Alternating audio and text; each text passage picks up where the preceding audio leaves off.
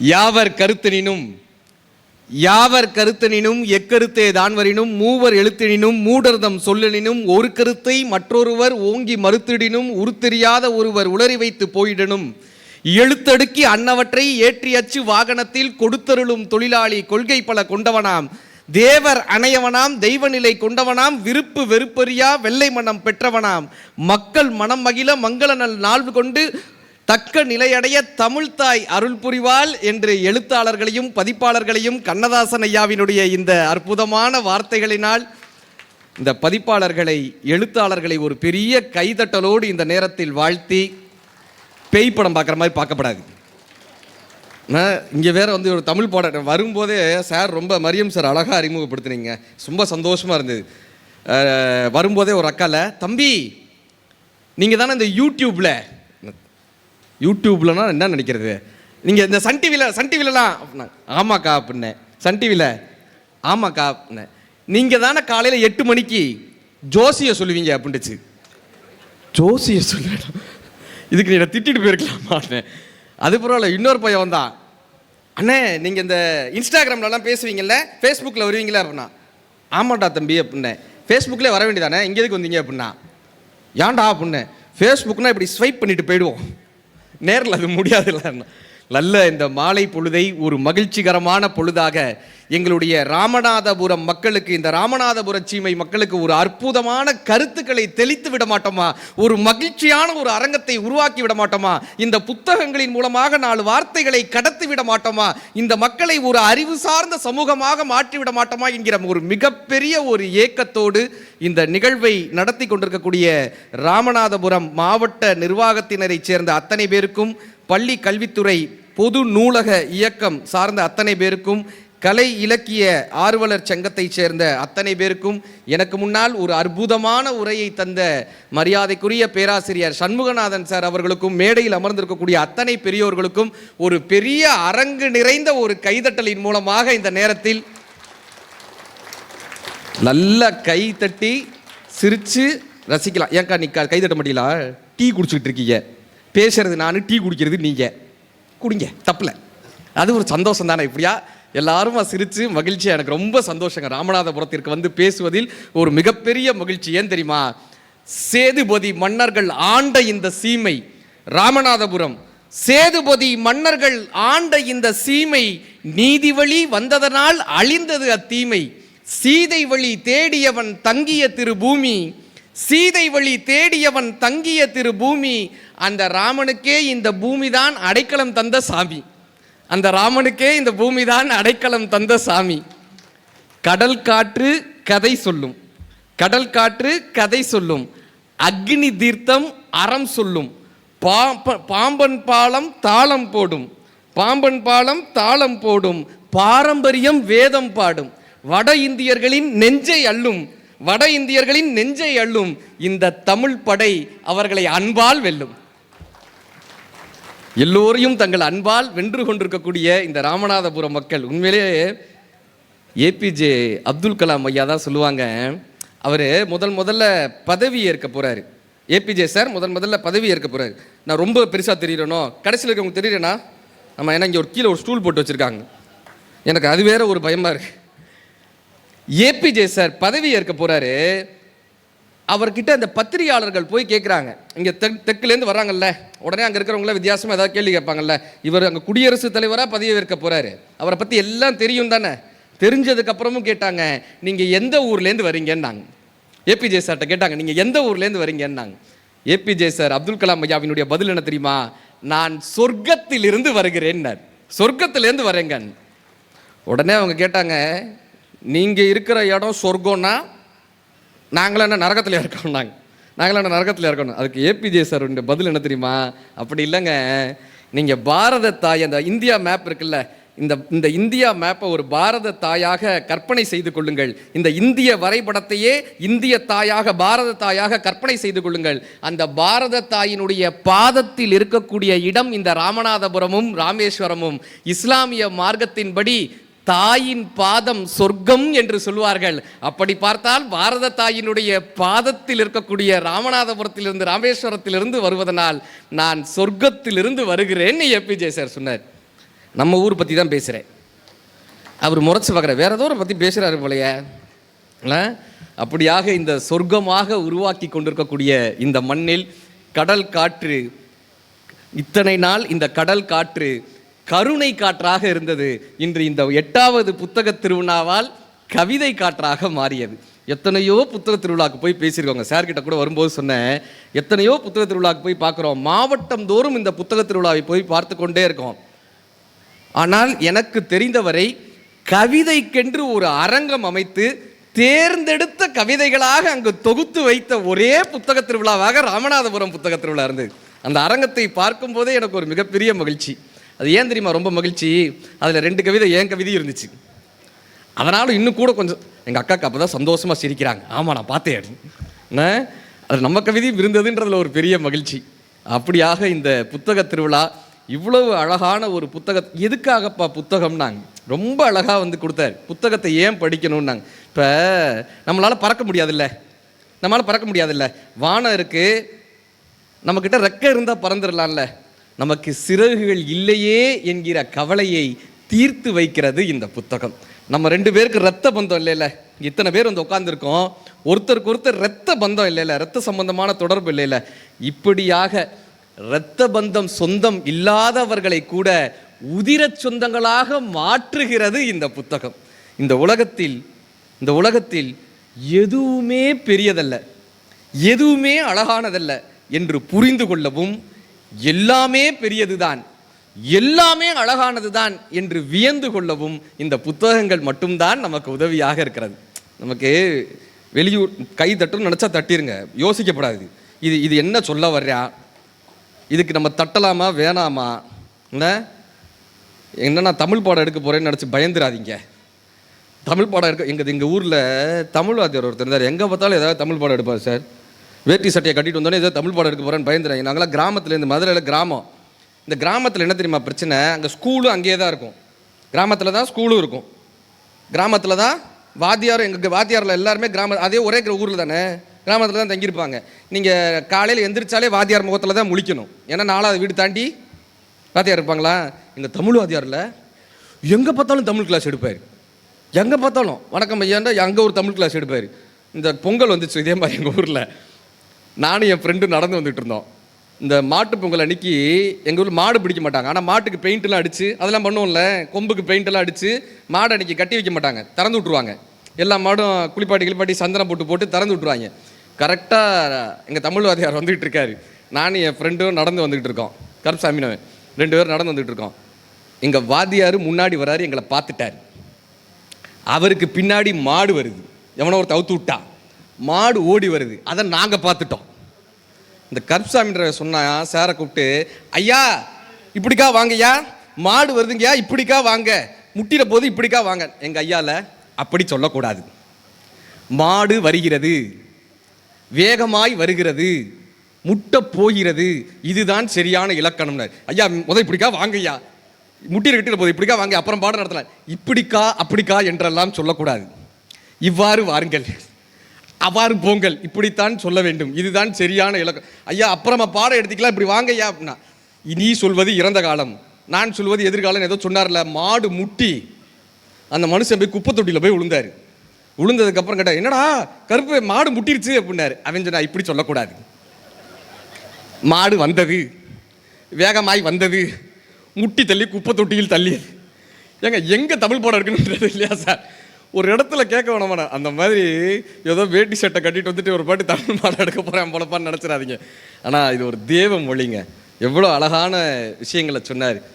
பாரதி செல்லம்மாள் பாரதிக்கு ஒரு பெரிய புத்தக மூட்டையை எடுத்து கொண்டு வந்தார்னு அந்த தகவலை சொன்னபோது அப்படியே ஆச்சரியப்பட்டு பார்த்தேன். எனக்கு ஒரு சம்பவம் ஞாபகம் வந்துச்சு. திருவி கல்யாண சுந்தரனார் இருந்தார், தமிழ் தென்றல் கேள்விப்பட்டுவாங்க. திருவி கல்யாண சுந்தரனார், அவருக்கு 1920 கல்யாணம் நடக்குது. அந்த காலத்திலேருந்தே இந்த மாமியார் மருமக பிரச்சனை இருக்க தானே செய்யும். அவர் போயிடுவார் ஸ்கூலுக்கு. அந்த அம்மா வீட்டில் நிறைய பிரச்சனைகள் இருக்குது. இப்போ கல்யாண சுந்தரனார் தன்னுடைய மனைவி கிட்ட கேட்குறாரு, உனக்கு எவ்வளவோ விஷயம் இருக்குது, ஆனால் நீ எல்லாத்தையும் பொறுத்து போகிற, உனக்கு நான் ஏதாவது கிஃப்ட் கொடுக்கணும்னு நினைக்கிறேன், உனக்கு ஏதாவது பரிசு கொடுக்கணும்னு நினைக்கிறேன். கல்யாணமாகி முதலாக தன் கணவன் தன்னிடம் உனக்கு என்ன பரிசு வேணும்னு கேட்குறாருங்க. என்ன பரிசு வேணும்னு கேட்குறாங்க. இன்றைக்கெலாம் என்ன சொல்லுவாங்க கேட்டுற முடியுமா? இன்றைக்கி என்ன சொல்லுவாங்க, பாலிக்கு டூருன்றாங்க சார். என்ன நம்மக்கிட்ட இருக்கிறதே 20,000, பாலிக்கு எங்கேயா டூர் போகிறது? அது விளாக் எதையாவது போட்டாங்கன்னா முடியும். அந்த அம்மா என்ன தெரியுமா கேட்டாங்க, பெருசாக பொண்ணு கேட்கலங்க, பொருள் கேட்கல. அந்த அம்மா கேட்டாங்க, நீங்கள் தமிழ் ஆசிரியர் தானே, நீங்கள் வகுப்பு முடிச்சுட்டு வந்தோடனையும் வீட்டில் நம்ம தனியாக இருக்கிற நேரம் எனக்கு தமிழ் கற்றுக் கொடுக்க முடியுமான்னு அந்த அம்மா கேட்டாங்க. எனக்கு தமிழ் கற்றுக் கொடுக்க முடியுமான்னு. என்ன எப்படி தமிழ் மீது பற்று கொண்டவர்களாக இருந்திருக்காங்கன்னு ஆச்சரியமாக இருந்தது நீங்கள் சொல்லும்போது. பாரதி வந்து ஒரு வீட்டுக்கு, அவங்க வீட்டுக்கு வரும்போது மூடை நிறைய புத்தகம் எடுத்துகிட்டு வந்தாரா சார். எனக்கு கல்யாணம் பேசியிருந்தாங்க. கல்யாணம் பேசினப்ப நான் 15 வருஷத்துக்கு முன்னாடி, இந்த 6 மாதம் பேசுவோம்ல, ஃபோன்லலாம் பேசுவோம்ல, கட்டிக்க போகிற பொண்ணை இம்ப்ரெஸ் பண்ணணும்ல, இம்ப்ரெஸ் பண்ணுறதுக்காக நம்ம படித்த அறிவு ஜீவித்தனத்தெல்லாம் வெளியே விடுவோன்னு நான் பேச ஆரம்பித்தேன். கம்பன் என்ன தெரியுமாம்மா சொன்னார், அப்படியே சீதையும் ராமனும் பார்த்தாங்க. சீதை உப்பரிகையில் இருந்தாங்க, ராமன் நடந்து வந்தார். இந்த சீதையும் ராமனும் பார்த்தாங்க. எண்ணறு நலத்தினால் இணையல் நின்றொளி கண்ணோடு கண்ணினை கவ்வி ஒன்றோடு ஒன்று ஓங்கிட உணர்வும் கலந்திட அண்ணலும் நோக்கினாள் அவளும் நோக்கி. சார் அழகா சொல்றார், அவளும் நோக்கினாள்னு கம்பர் எழுதியிருக்காருமா.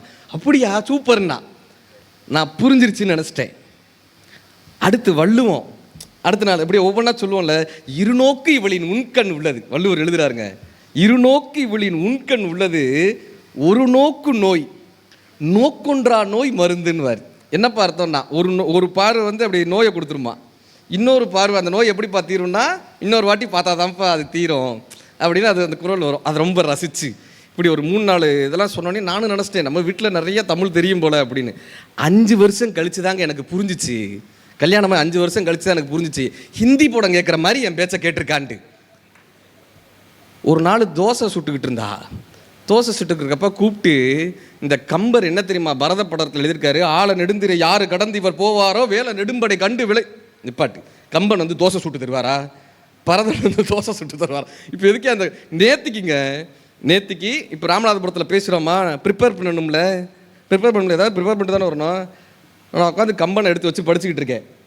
என் ஒய்ஃபை கூப்பிட்டு நம்ம படிச்சிட்டோம்னா யார்ட்டையாச்சும் சொல்லணும்ல, இந்த இதை வேறு யாரும் கிடைக்கல, அவள் தான் இருந்தா. ஒய்ஃபை கூப்பிட்டு சொன்னேன், அதில் சூர்ப்பனகை நடந்து வர்ற மாதிரி ஒரு காட்சி எழுதியிருப்பார் சார் கம்பன்.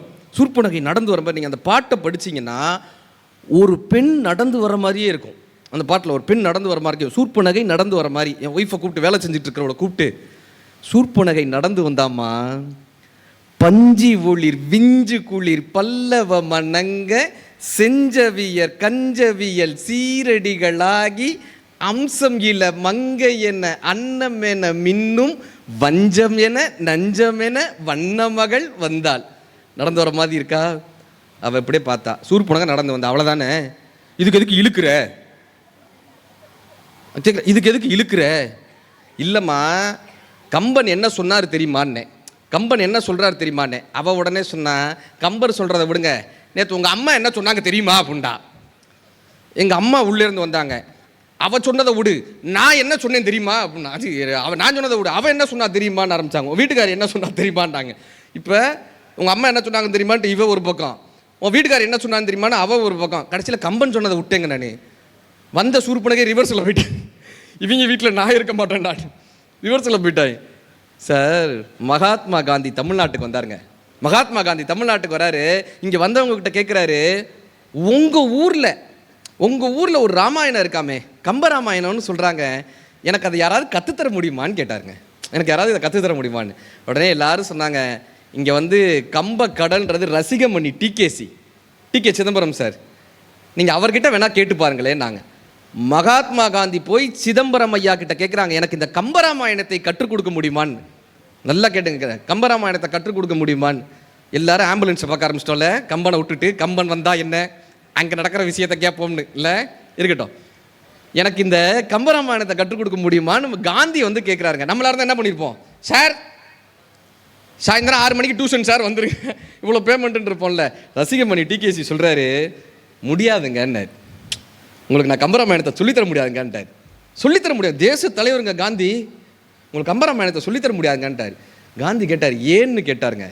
ரசிகமணி டிகேசியினுடைய பதில் என்ன தெரியுமா, அடுத்த பிறவி என்று இருந்தால் அந்த பிறவியில் உங்களுக்கு ஆசீர்வாதம் இருந்தால் நீங்கள் தமிழராய் பிறக்க வேண்டும், அந்த பிறவியில் எனக்கும் ஆசீர்வாதம் இருந்தால் நானும் தமிழராய் பிறக்க வேண்டும், இருவரும் தமிழராய் பிறந்தால் மட்டும்தான் இந்த கம்பராமாயணத்தினுடைய சுவையை முழுவதுமாக அறிய முடியும்னு ரசிகமணி டிகேசி சொல்றாரு. இந்த தமிழராய் பிறந்து இந்த இலக்கியத்தினுடைய சுவையை அறியக்கூடிய மிகப்பெரிய தன்மை நமக்கு கிடைச்ச ஒரு பெரிய பாரம்பரியம் சார். இல்லை, சரோபஜி மன்னர்னு கேள்விப்பட்டிருக்கோமா? தஞ்சாவூரை ஆண்டவர் சரோபஜி மன்னர். அவர் காசிக்கு போகிறாருங்க. பிரிட்டிஷ் கவர்னர், காசியினுடைய பிரிட்டிஷ் கவர்னர், அந்த காலத்தில் பிரிட்டிஷ் ஆட்சி செஞ்சாங்கல்ல, அந்த காலத்தில் பிரிட்டிஷ் கவர்னர் வந்து சரோபஜி மன்னர்கிட்ட கேட்குறாரு. அவர் மராட்டிய மன்னர். அவர்கிட்ட கேட்குறாரு, இந்த திருக்குறளை அவர் ஆங்கிலத்தில் மொழிபெயர்த்து வச்சு படிச்சிருக்காரு சார். ஒரு பிரிட்டிஷ் கவர்னர் திருக்குறளை ஆங்கிலத்தில் மொழிபெயர்த்து படிக்கிறார், ஒரு நீதி நூலாக இருக்கேன்னு. அவர் சரோபஜி மன்னர்கிட்ட கேட்குறாரு, இது அவ்வளவு எக்ஸலண்ட்டான ஒரு புத்தகமாக இருக்குது, அவ்வளோ எக்ஸலண்ட்டாக இருக்குது. இந்த மாதிரி உங்கள் ஊரில் தமிழ், அவர் என்ன நினச்சிட்டாரு, சரோபஜி மன்னருக்கு தமிழ் தெரியும்னு நினச்சிட்டாரு. இவர் தமிழ்நாட்டு மன்னர் நினச்சிட்டாரு. இந்த மாதிரி உங்கள் ஊரில் எத்தனை புத்தகங்கள் இருக்கோ அதெல்லாம் எனக்கு டிரான்ஸ்லேட் பண்ணி அனுப்ப முடியுமான்னு.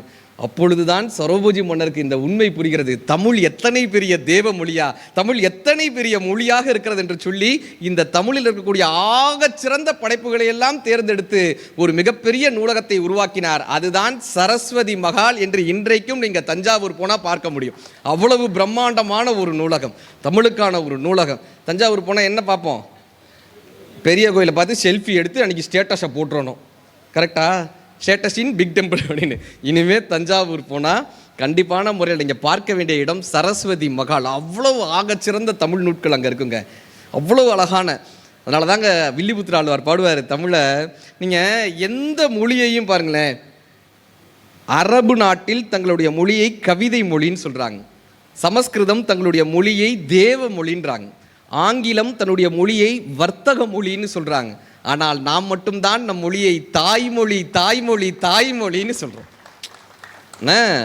தாய்மொழின்றோமே, ஏன்னா நம்ம தாயாக பார்க்குறோங்க. பொறுப்பிலே பிறந்து தென்னன் புகழிலே கிடந்து சங்க திருப்பிலே இருந்து வைகை ஏட்டிலே தவழ்ந்த பேதை நெருப்பிலே நின்று கற்றோர் நினைவிலே நடந்தோர் என மறுப்பிலே பயின்ற பாவை மருங்கிலே வளருகின்றாள்னு வில்லிபுத்திராள். கண்ணதாசன் ஒருபடி மேலே போனார். இந்த தமிழை பற்றி தமிழில் கவிதைங்க. கண்ணதாசன் ஐயா ஒருபடி மேலே போனார்.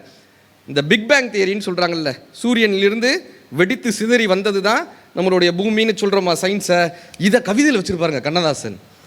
கதிர் வெடித்து பிளம்பு விழ, கடல் குடித்து சூடாற்ற, முதுமை மிகு நிலப்பரப்பில் முதல் பிறப்பு தோன்றிவிட, நதி ஒரு முன் மணல் தரும் முன் நலம் வளர்த்த பெருமழகே, தமிழ் மதுரை பெருவழியில் பாண்டியர்க்கை பார்த்தவளே, நின்னை நான் வணங்குவதும் நான் உன்னை வாழ்த்துவதும் அன்னை மகற்கிடையே அழகில்லை என்பதனால் நின்னை வளர்த்து வரும் தமிழ் புலவர் தம்மை வணங்குகின்றேன், தமிழ் புலவர் வாழியவேன்னு கண்ணதாசனையா.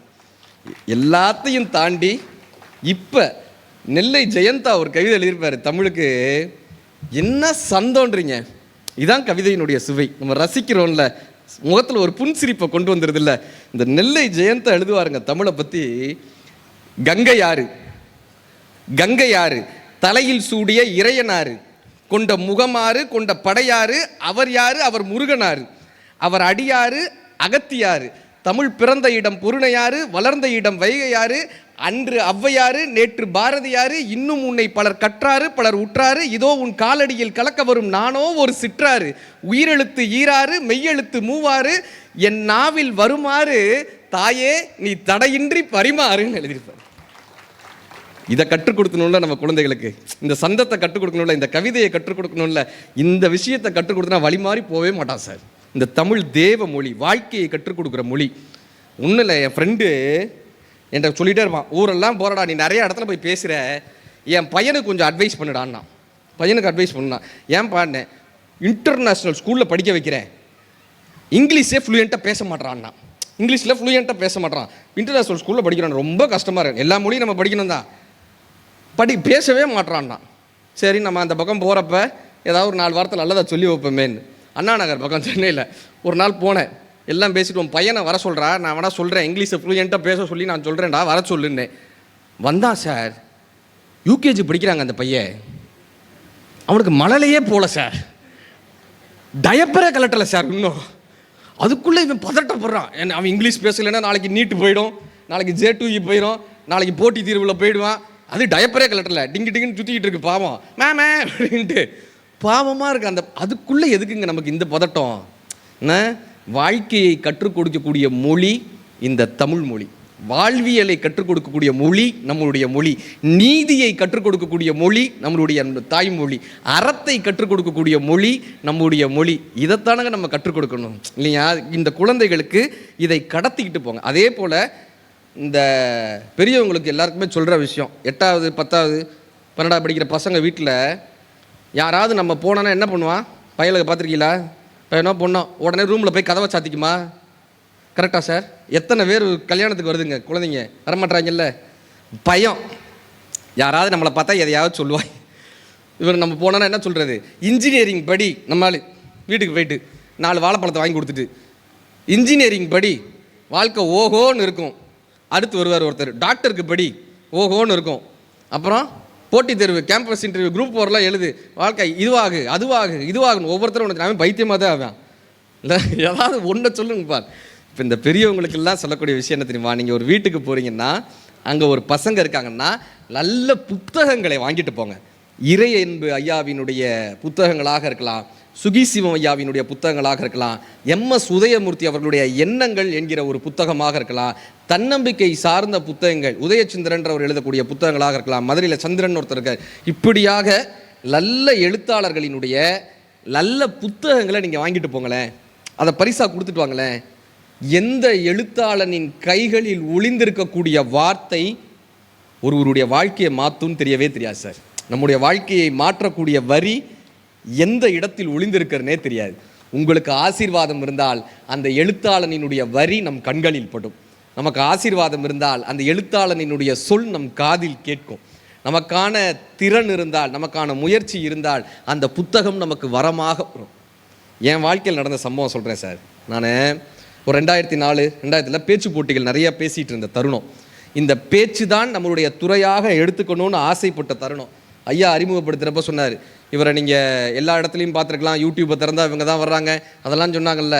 இதெல்லாம் இப்போ ஒரு 20 வருடங்களுக்கு முன்னால் இந்த பேச்சு நம் வாழ்க்கையாக இருக்குமா என்கிற ஒரு கேள்வி இருந்தது. அப்போ பெரிய பெரிய தொலைக்காட்சிகளில் இந்த பேச்சரங்கங்கள் நடக்கும்ல, அதிலலாம் போய் நம்ம எப்படியாவது கலந்துக்கணும்னு ஒரு தொலைக்காட்சியில் போய் பேசுகிறோம். கடைசி ரவுண்டு வரைக்கும் செலக்ட் ஆகி கடைசி ரவுண்டில் சின்ன பையனாக இருக்கேன், இந்த தலைப்புக்கு இவன் செட் ஆக மாட்டாங்கன்னு ரிஜெக்ட் பண்ணிட்டாங்க. நல்லா பேசலன்னு ரிஜெக்ட் பண்ணல, தொலைக்காட்சியில் அதெல்லாமும் பார்ப்பாங்க, சின்ன பையனாக இருக்காங்கன்னு ரிஜெக்ட் பண்ணிட்டாங்க. இப்படியே ஒரு 3-4 இது மதுரை மாவட்ட அளவில் பேச்சு போட்டியில் ஜெயிப்போம், சென்னையில் போய் தோத்துட்டு வருவோம். இப்படி தொடர் தோல்வி. இந்த பேச்சு நமக்கு வாழ்க்கையில் கை கொடுக்காது என்று நான் நினச்சது ஒரு தருணம். தமிழையும் பேச்சையும் எடுத்து நாம் வாழ்க்கையை பயன்படுத்த முடியுமானா தெரியலையே சிந்தித்த ஒரு தருணம். வீட்டில் வேலைக்கு போக சொல்கிறாங்க. அந்த தருணத்தில் வீட்டில் வேலைக்கு தானே போக சொல்லுவாங்க. அந்த தருணம் என்னப்பா செய்கிறது, நம்ம பேச்சை கைவிட்டுடலாமா என்று நினைக்கக்கூடிய ஒரு தருணத்தில் பஸ்ஸில் வந்துட்டு இருக்கேங்க. அந்த 3 சீட்டு 2 சீட்டு பஸ் இருக்கும்ல, அதில் வந்துட்டு இருக்கோம். பா விஜய் அவர்களுடைய ஒரு பாடல் ஓடுது. எந்த மனிதன் நெஞ்சுக்குள் காயமில்லை சொல்லுங்கள், காலப்போக்கில் காயமெல்லாம் மறைந்து போகும் மாயங்கள், உளி தாங்கும் கற்கள் தானே மண் மீது சிலையாகும், வழி தாங்கும் இதயம் தானே நிலையான சுகம் காணும், யாருக்கில்லை போராட்டம், கண்ணில் என்ன நீரோட்டம், ஒரு கனவிருந்தால் அதை தினம் முயன்றால் ஒரு நாளில் நிஜமாகும்னு பா விஜய் எழுதியிருந்தாருங்க. அந்த வார்த்தை அப்படியே போய் நெஞ்சில் பதிஞ்சது. ஒரு கனவு இருந்தால் அதை தினம் முயன்றால் ஒரு நாளில் நிஜமாகும். இன்றைய நாளில் அது நிஜமாகும் என்று நாங்கள் நம்பினோம். இந்த 20 வருடத்தில் கிடைக்கக்கூடிய வாய்ப்பையெல்லாம் பயன்படுத்தி கொண்டோம். இந்த தமிழன்னையினுடைய கைகளை இறுக பற்றி கொண்டோம். இன்றைக்கு 11 நாடுகளுக்கு தமிழன்னையினுடைய ஆசீர்வாதத்தால் பயணப்பட்டு கொண்டே இருக்கும். தினம் இருந்தால் இந்த வார்த்தை இருக்குல்ல, இந்த வரி இருக்குல்ல, துவண்டு போய் இருக்கும்போது யாரோ ஒருவர் நமக்கு கை கொடுத்து தூக்கக்கூடிய ஒரு நல்ல வாய்ப்பு இந்த புத்தகங்களால் மட்டும்தாங்க வரும். ஒரு நாளைக்கு நான் சொல்லிட்டு போகிறேன், ஒரு நாளைக்கு 4 விஷயங்களையாவது புதிதாக கற்றுக்கொள்ளணும். 4 விஷயத்தை புதுசாக கற்றுக்கணும். அதில் 3 விஷயத்தை பற்றி சிந்திச்சுக்கிட்டே இருக்கணும். 2 விஷயத்தை செயல்படுத்தணும். அதில் ஏதோ ஒன்றில் நம்மளுடைய வெற்றி ஒளிஞ்சிருக்கும். நம்முடைய வெற்றி அதில் ஏதோ ஒன்றில் ஒளிந்து கொண்டே இருக்கும். இந்த வாழ்க்கை இத்தகைய கஷ்டமானதா, இந்த வாழ்க்கை இத்தகைய போராட்டமானதா? எல்லார் வாழ்க்கையும் அப்படி இனிமையாகவா இருக்கு? காட்டிக்கிறோம்ல. ஆனால் இந்த வாழ்க்கை போராட்டமானது தான், இந்த வாழ்க்கை கஷ்டமானது தான், இந்த வாழ்க்கை சவாலானது தான், இந்த வாழ்க்கை மிகவும் நமக்கான சங்கடங்களை கொடுக்கக்கூடிய வாழ்க்கையா என்று கேட்டால் ஆம் என்று சொல்லிவிட்டு வாழ்க்கை கடந்து போய்கொண்டே இருக்கும். இந்த வாழ்க்கையின் சங்கடங்களை எப்படிப்பா தீர்ப்பதுன்னா அது புத்தகங்கள் தாங்க கற்றுக் கொடுக்கும். ஏபிஜே சார் ஒரு புத்தகம் எழுதியிருக்காரு ராமேஸ்வரத்தை பற்றி. அப்துல் கலாம் ஐயா ஒரு புத்தகம் எழுதியிருக்காரு, எனது பயணம்னு ஒரு புத்தகம். கிடைச்சா படிங்க, எனது பயணம்னு. ராமேஸ்வரத்தில் இந்த மாவட்டத்தில் அவர் கற்றுக்கொண்ட விஷயங்கள் என்னன்னு ஒரு புத்தகம் எழுதியிருக்காரு. அவங்க அப்பா அப்துல் கலாம் ஐயாவினுடைய அப்பால அவர் படகு செய்கிறவர், மரம் பார்த்து அப்படி படகு செய்வாங்கல்ல. இப்போ நம்ம வீடெல்லாம் கட்டும்போது இந்த குட்டி பசங்க இருக்காங்கல்ல, அந்த வீட்டை எவ்வளோ ஆர்வத்தோடு பார்ப்பாங்க. அடிமட்டத்துலேருந்து நம்ம இந்த வீடு கட்ட போகிறோமா, இப்படி பெயிண்ட் அடிக்க போகிறோமா, எவ்வளோ ஆச்சரியத்தோடு பார்ப்பாங்க. கலாம் ஐயா அவங்க அப்பா ஒரு படகு செய்கிறாரு, அதை அவ்வளோ ஆச்சரியத்தோடு போய் பார்க்குறாரு. எப்படி மரம் எடுக்கிறாங்க. அவங்க அப்பா இமாமா இருந்தவர் மசூதியில். இவர் போய் அந்த படகை எப்படி செய்கிறாங்க அது எல்லாம் பார்க்குறாரு. எவ்வளோ அழகாக செய்கிறாங்க, என்ன பெயிண்ட் அடிக்கிறாங்க. இவர் செய்ய போய் அந்த படகுல உட்காந்துக்கு வரான் சின்ன வயதிலேயே. அது ஓடாத படகுல செய்யப்படும் போதே இந்த படகு தான் அவருடைய பெரிய கற்பனை உலகமாக இருந்திருக்கு. ஒரு கட்டத்தில் படகு செஞ்சதுக்கப்புறம் சுற்றுலா பயணிகளை கூட்டிகிட்டு தனுஷ்கோடிலாம் அந்த காலத்தில் கூட்டிகிட்டு போயிருக்காங்க. ராமேஸ்வரம் தனுஷ்கோடிக்கெலாம் கூட்டிட்டு போயிருக்காங்க சுற்றுலா பயணிகளை கூட்டிகிட்டு. அப்போ அந்த ஓட்டுவாரில் ஒருத்தர், அவரோட கலாம் ஐயா சொல்கிறாங்க, அவரோட உட்காந்து தான் நான் இந்த ராமாயண கதையெல்லாம் தெரிஞ்சுக்கிட்டேன், ராமருடைய கதையெல்லாம் தெரிஞ்சுக்கிட்டேன். எல்லாம் போயிட்டுருக்கு சார். நல்லா ஒரு நாள் மிகப்பெரிய சூறாவளி அடிக்குது, மிகப்பெரிய கடல் சீற்றம் வருது. ஐயா எழுதுறாங்க, நாங்கள் எல்லோரும் எங்கள் வீட்டில் போய் அடைக்கலம் அடைந்தோம். எங்கள் யாருக்கும் மறுநாள் விடியுது, பெரிய கடல் சீற்றம், பெரும் புயல். மறுநாள் கதவை திறந்து பார்க்குறாங்க, இவங்க யாருக்கும் எந்த சேதாரமும் இல்லை, எல்லோருக்கும் எல்லாம் சேஃபாக இருக்காங்க. ஆனால் அந்த படகு இருக்குல்ல, அந்த கனவான அந்த படகு உடஞ்சு நொறுங்கி கிடக்கு. இந்த ஆசையாக 8 மாதம் பார்த்த அந்த படகு, 8 மாதம் இவருடைய கனவு, 8 மாதம் இவர் அழகாக பார்த்த அந்த படகு நொறுங்கி கிடக்கு. அவங்க அப்பா அந்த படகு பக்கத்தில் உட்காந்துக்கிட்டே இருக்கார். 2 நாள் உட்காந்துருந்தவர். 3ஆவது நாள் அவங்க அப்பா என்ன தெரியுமா பண்ணுறாரு, மறுபடியும் போய் நல்ல மரத்தை தேர்ந்தெடுத்து ஒரு படகை செய்கிறார், படகை தொடங்குறார். இப்போ கலாம் ஐயா போய் கேட்குறாங்க, உன்னுடைய கனவான இந்த படகு உடஞ்சிருச்சேப்பா, நீ வருத்தப்படலையான்னு. அவங்க தந்தை சொன்ன வார்த்தை, வாழ்க்கை என்றால் சூறாவளி இருக்கும், வாழ்க்கை என்றால் புயல் இருக்கும், வாழ்க்கை என்றால் போராட்டம் இருக்கும், வாழ்க்கை நம்மை சிதறடிக்கும் போது எவன் ஒருவன் எழுந்து நிற்கிறானோ அவனால் மட்டுமே வெற்றி அடைய முடியும்னு கலாம் ஐயாவினுடைய அப்பா கற்றுக் கொடுத்துட்டு போறாருங்க.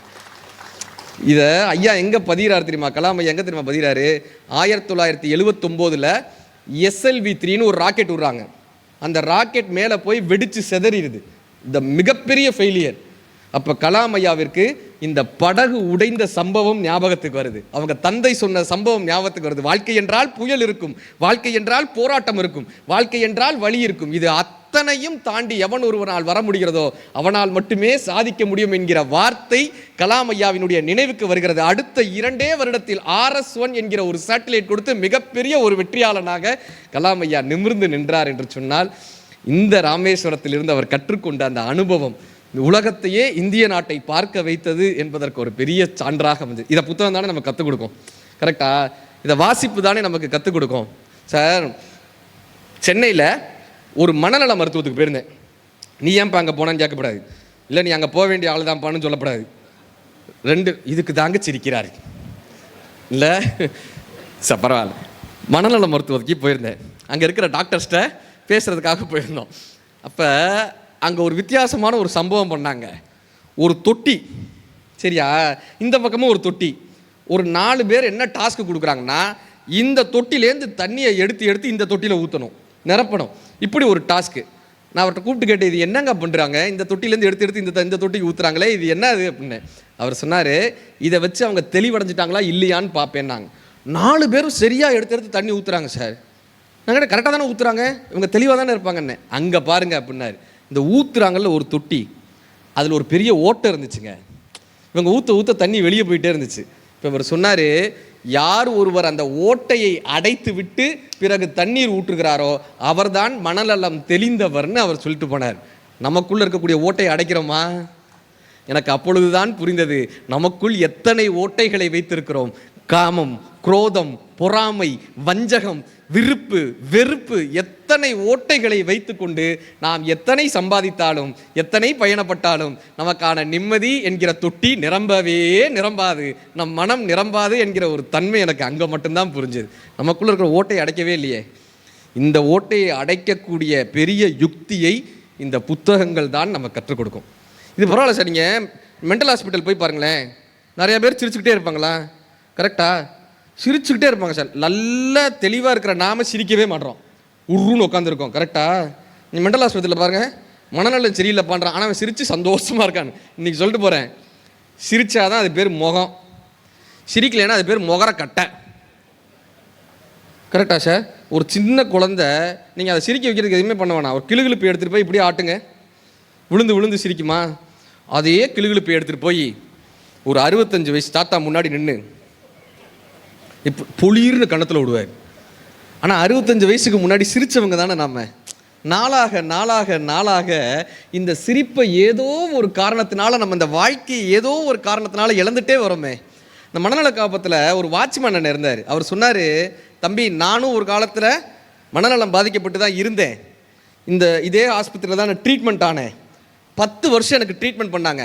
உனக்கு ஒன்று தெரியுமா தம்பி, 10 வருஷமும் எனக்கு ஒரு நொடி மாதிரி போயிடுச்சு.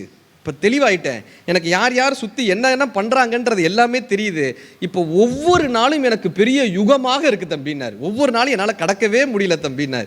எனக்கு ஆச்சரியமாக இருந்தது. மனநலம் பாதிக்கப்பட்டவர்கள் நிம்மதியாக இருக்கிறார்கள், தெளிவாக இருக்கிறோம் என்று சொல்லி கொண்டு இருக்கிறான். நாம் எல்லாம் என்ன செய்கிறோம் என்று தெரியாமல் இருக்கிறது. எனக்கு கண்ணதாசனையா தான் இதை வருத்தப்பட்டு சொல்லுவார்.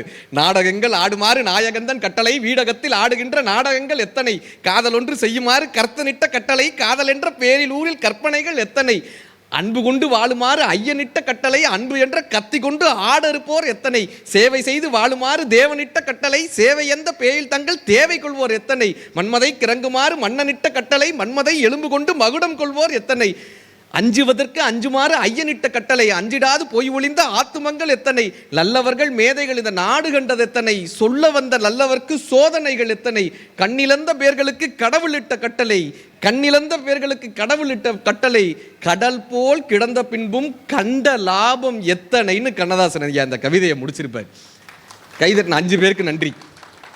ஒருத்தன் மூச்சு முட்ட ஒரு கவிதை சொல்றானே, ஒன்றும் இல்லைங்க. இதனுடைய சாரம் என்ன தெரியுமா? நம்ம படைக்கப்பட்டது மகிழ்ச்சியாக வாழ்றது தானே.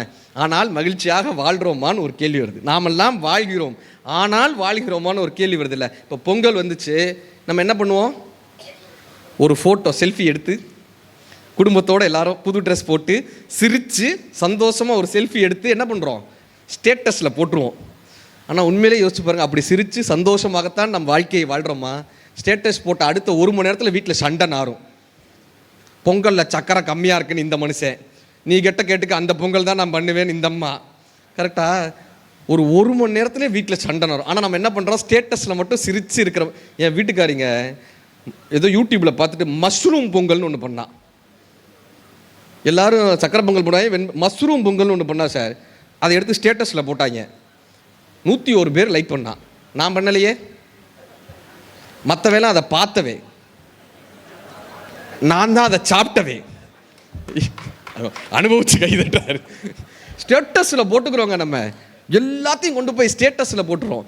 ஆனால் உண்மையிலேயே நாம் அப்படித்தான் வாழ்கிறோமா? உண்மையிலேயே சந்தோஷமாக வாழ்கிறோமா? உண்மையிலேயே சிரித்த முகத்தோடு நம் வாழ்க்கையை வாழ்கிறோமானா? அங்கே ஒரு பெரிய கேள்வி வருது இல்லை? கண்ணதாசன் ஐயா சொல்வார், தான் பெற்ற பிள்ளையை ஏன் பெற்றோம் என்றுதான் தாயும் அன்று மாண்டு போனாள், தந்தையும் இப்பிள்ளை உருப்படாது என்றுதான் தணலிலே வெந்து போனான், ஊன் பெற்ற உடம்பினை உயிர் கொள்ள வைத்தவன் உயரத்தில் ஒளிந்து கொண்டான், உதரத்தில் தமிழன்னை என்றுமே எனக்கு உரமாக வந்து நின்றாள், பிறப்பிலும் அழுதேன் வந்து பிறந்த பின் அழுதேன், வாழ்க்கை சிறப்பிலும் அழுதேன் சேர்ந்த சிலரால் அழுதேன், வானம் அழுவது மழையாகும் போது, வையம் அழுவது பனியாகும் போது, கானம் அழுவது கலையாகும் போது, கவிஞன் அழுதால் அது கவிதையாகிறது. சீசரின் தாயோ சிறப்புடன் பெற்றாள், நாசரின் தாயோ நயமுடன் பெற்றாள், காமராசரின் தாயோ நாட்டிற்காக பெற்றாள், என்னை பெற்றவளோ நான் அழுவதற்காகவே பெற்றாள். இந்த கண்வழி சொரியும் உப்பு கடவுளால் வருவதில்லை. மண்வழி வரலாம், பெற்ற மகன் வழி வரலாம், சேர்ந்த பெண் வழி வரலாம், சேர்த்த பழிவழி வரலாம், என் கண்ணீர் உப்பு என்னை சுற்றியிருந்த நண்பர்களால் வந்ததுன்னு கண்ணதாசனை. என் மனதில் ஊடுருவும் தும்மதியை தீர்த்து மன நிம்மதியை வேட்டுதடி நெஞ்சம், உயர் தம்மதியை காட்டவில்லை அஞ்சும், காடுமலை நீர் நெருப்பு காற்றுமுகில் வான்முகில்கள் கூடி வர வைத்தவனை காணேன், ஒரு கூடிழந்த பறவை என ஆனேன், பொன்பொருளும் மாளிகையும் பூவுலக மேனியையும் உன்னிடத்தில் நான் தருவேன் வாராய், உன்னுடைய நிம்மதியை தாராயின்னு கண்ணதாசன் ஐயா கடவுள்கிட்ட கேட்பாருங்க. நீ வச்சிருக்கையா ஒரு நிம்மதி, நான் பொன் பொருள் மாளிகையெல்லாம் சேர்த்துட்டேன், இந்த நிம்மதியை எனக்கு கொடுப்பான்ற. இப்போ வாட்ஸ்அப் குரூப்பில் யாராவது செத்துட்டாங்கன்னு நமக்கு மெசேஜ் வருது சார், என்ன பண்ணுறோம்? ஒரு குரூப் வச்சுருப்போமா, உடனே நம்ம இந்த குரூப்பில் என்ன பண்ணுறாங்க, எல்லாருக்கும் காலேஜ் ஸ்டூடெண்ட் குரூப்பு, ஏதோ ஒரு குரூப் இருக்குல்ல, ஒரு அசோசியேஷன், அந்த அசோசியேஷனில் இருக்கிறவருடைய அம்மா இறந்துட்டாங்க, அப்பா இறந்துட்டாங்க, ஏதோ ஒன்று வருது இல்லை, இன்னார் இறந்து விட்டார், உடனே நம்ம என்ன பண்ணுறோம்? என்ன சார்? ரிப். கரெக்டாக, அது யாருன்னே தெரியாது. ஒரு ஃபோட்டோ போட்டு ஏதாவது ஒன்று வந்துருச்சுன்னா ரிப். ஒன்றும் இல்லைங்க, ஒருத்தர் ஃபோட்டோ போட்டு பிறந்த நாள்னு போட்டிருக்காங்க, ஹாப்பி பர்த்டே, கீழே ரிப்புன்னு போட்டான். என்ன அது ஃபோட்டோ போட்டாலே நம்மளால ரிப்புன்றான். நம்ம பொதுவாக சொல்லிட்டு போகிறேன், நம்ம இறந்தவர்களுக்கு ரிப்புன்னு போடுறோமா? இனிமே காலையில் எந்திரிச்ச உடனே இந்த பேச்சை கேட்ட அத்தனை பேருமே செய்ய வேண்டிய வேலை என்ன தெரியுமா? உங்களுக்கு தெரிந்த நண்பர்களுக்கு ஆர்ஐபின்னு எந்தக்குமே போடாங்க, எல்ஐபின்னு போடுங்க. Live in peace. வாழ்க்கையை லிவ் இன் பீஸ், நிம்மதியாக வாழுப்பா, லிப்புன்னு போடுங்க எல்லாருக்குமே. Live in peace. செத்ததுக்கப்புறம் அவன் நிம்மதியாக இருந்தா என்ன, இல்லாட்டி என்ன? உயிரோடு இருக்கிறவன் தாங்க நிம்மதியாக இருக்கணும். கரெக்டா? ரிப், ரெஸ்ட் இன் பீஸை விட லிவ் இன் பீஸ், எல்ஐபி, அதுதாங்க ரொம்ப ரொம்ப முக்கியம். அந்த பீஸ் இருக்கா வீட்டில்? ஏதாவது ஒரு பிரச்சனையை கிளப்பிட்டு ஒருத்தன் சாக கிடக்காரு பெட்டில். வீட்டுக்காரம்மா முன்னாடி நின்றுட்டு இருந்துச்சு. வீட்டுக்காரம்மாவை கூப்பிட்டு கேட்டான், என் மூத்த பிள்ளை எங்கே இருக்கான்? உங்கள் தலைக்கு மேலே இருக்காங்க. சின்ன பொண்ணு இந்த உங்கள் வலது கை பக்கம் இருக்காங்க. பெரிய பையன் இந்த பக்கம் காலடி கிட்ட இருக்காங்க. நீ இங்கே இருக்க, எல்லாரும் இந்த ரூமில் இருக்கீங்க, ஹாலில் ஏன் ஃபேனும் லைட்டும் ஓடுது அப்படின்னாரு. நீ சாக போகிற, அங்கே லைட்டு ஓடனா என்ன, ஃபேன் ஓடனா என்ன? அந்த அம்மா சொல்லிச்சு, நீ சாவுன்ட்டு போயிடுச்சுனா. கடைசி வரைக்கும் யார்கிட்டையாவது எதையாவது குறைய கண்டுபிடிச்சிக்கிட்டே மனுஷன் வாழ்கிறானே தவிர நிம்மதியாக வாழ்கிறான. காட்டுக்குள்ளே போனாங்க, ஒரு குயில் அழகாக பாடிச்சு. நம்மளால் குயில்கிட்ட போய் சொன்னால், நீ மட்டும் கொஞ்சம் கருப்பாக இல்லாமல் அழகாக இருந்தேன்னா நல்லா இருந்திருக்கோம்னா. அடுத்து ஒரு மயில் அழகாக டான்ஸ் ஆடிச்சு.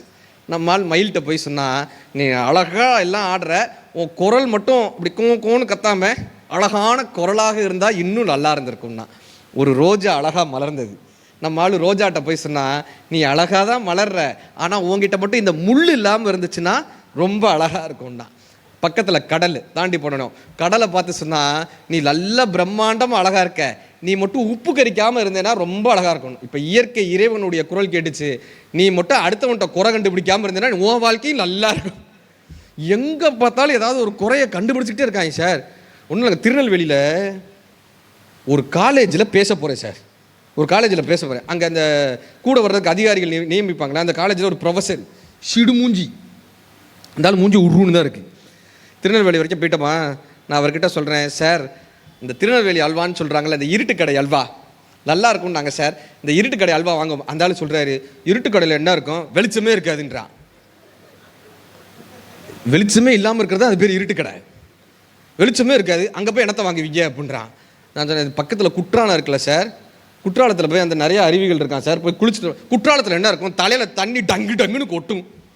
எல்லாம் முடிச்சு நான் சொன்னேன், இந்த நெல்லையப்பர் கோயிலில் இசை தூண்னு ஒன்று இருக்கான் சார், இசை தூணை போய் பார்த்துட்டு வரோம்.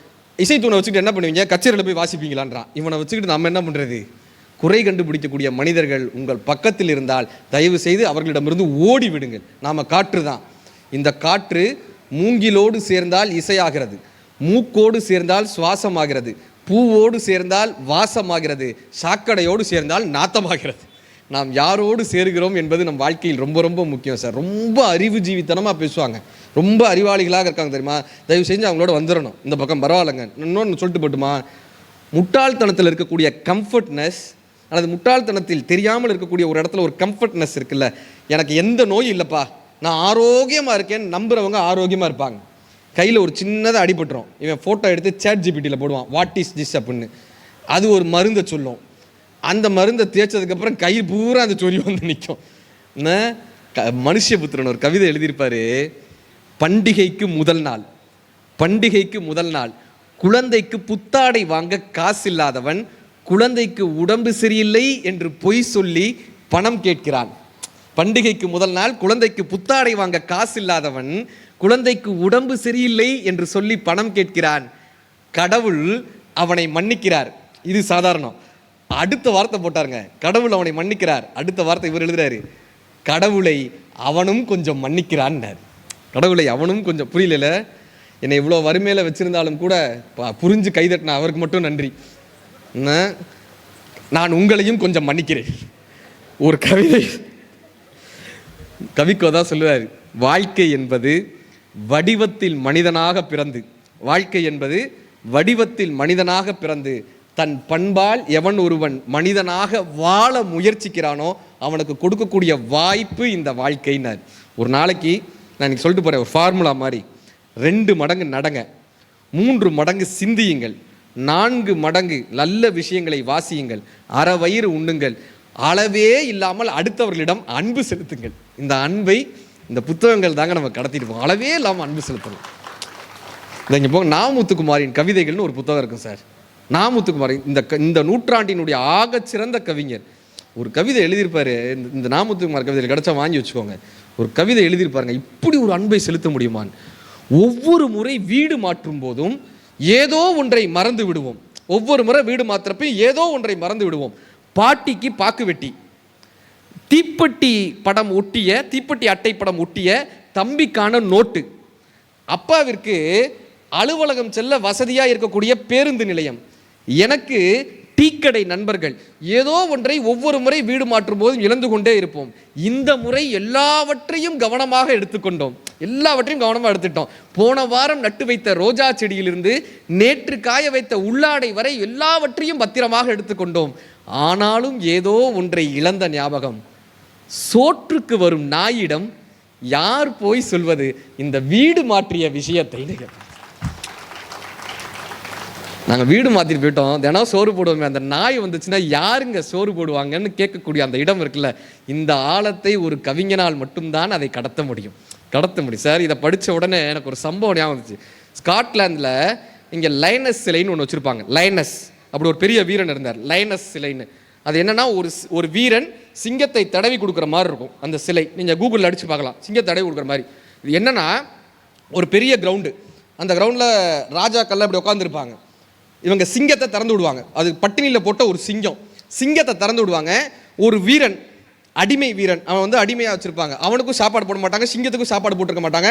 அந்த வீரன் அடிமை வீரன் 2 பேரையும் சண்டை போட விடுவாங்க. சிங்கத்தையும் அந்த வீரனையும் சண்டை போட விட்டு யார் ஜெயிக்கிறாங்கன்னு பார்க்கறது மட்டும்தான் இந்த விளையாட்டினுடைய நோக்கம். இந்த வீரனை திறந்து விட்டாங்க, அவன் வந்து ஒரு கத்தியோட நிற்கிறான், அந்த வேலோட நிற்கிறான், சிங்கத்தோட சண்டை போடுறதுக்கு.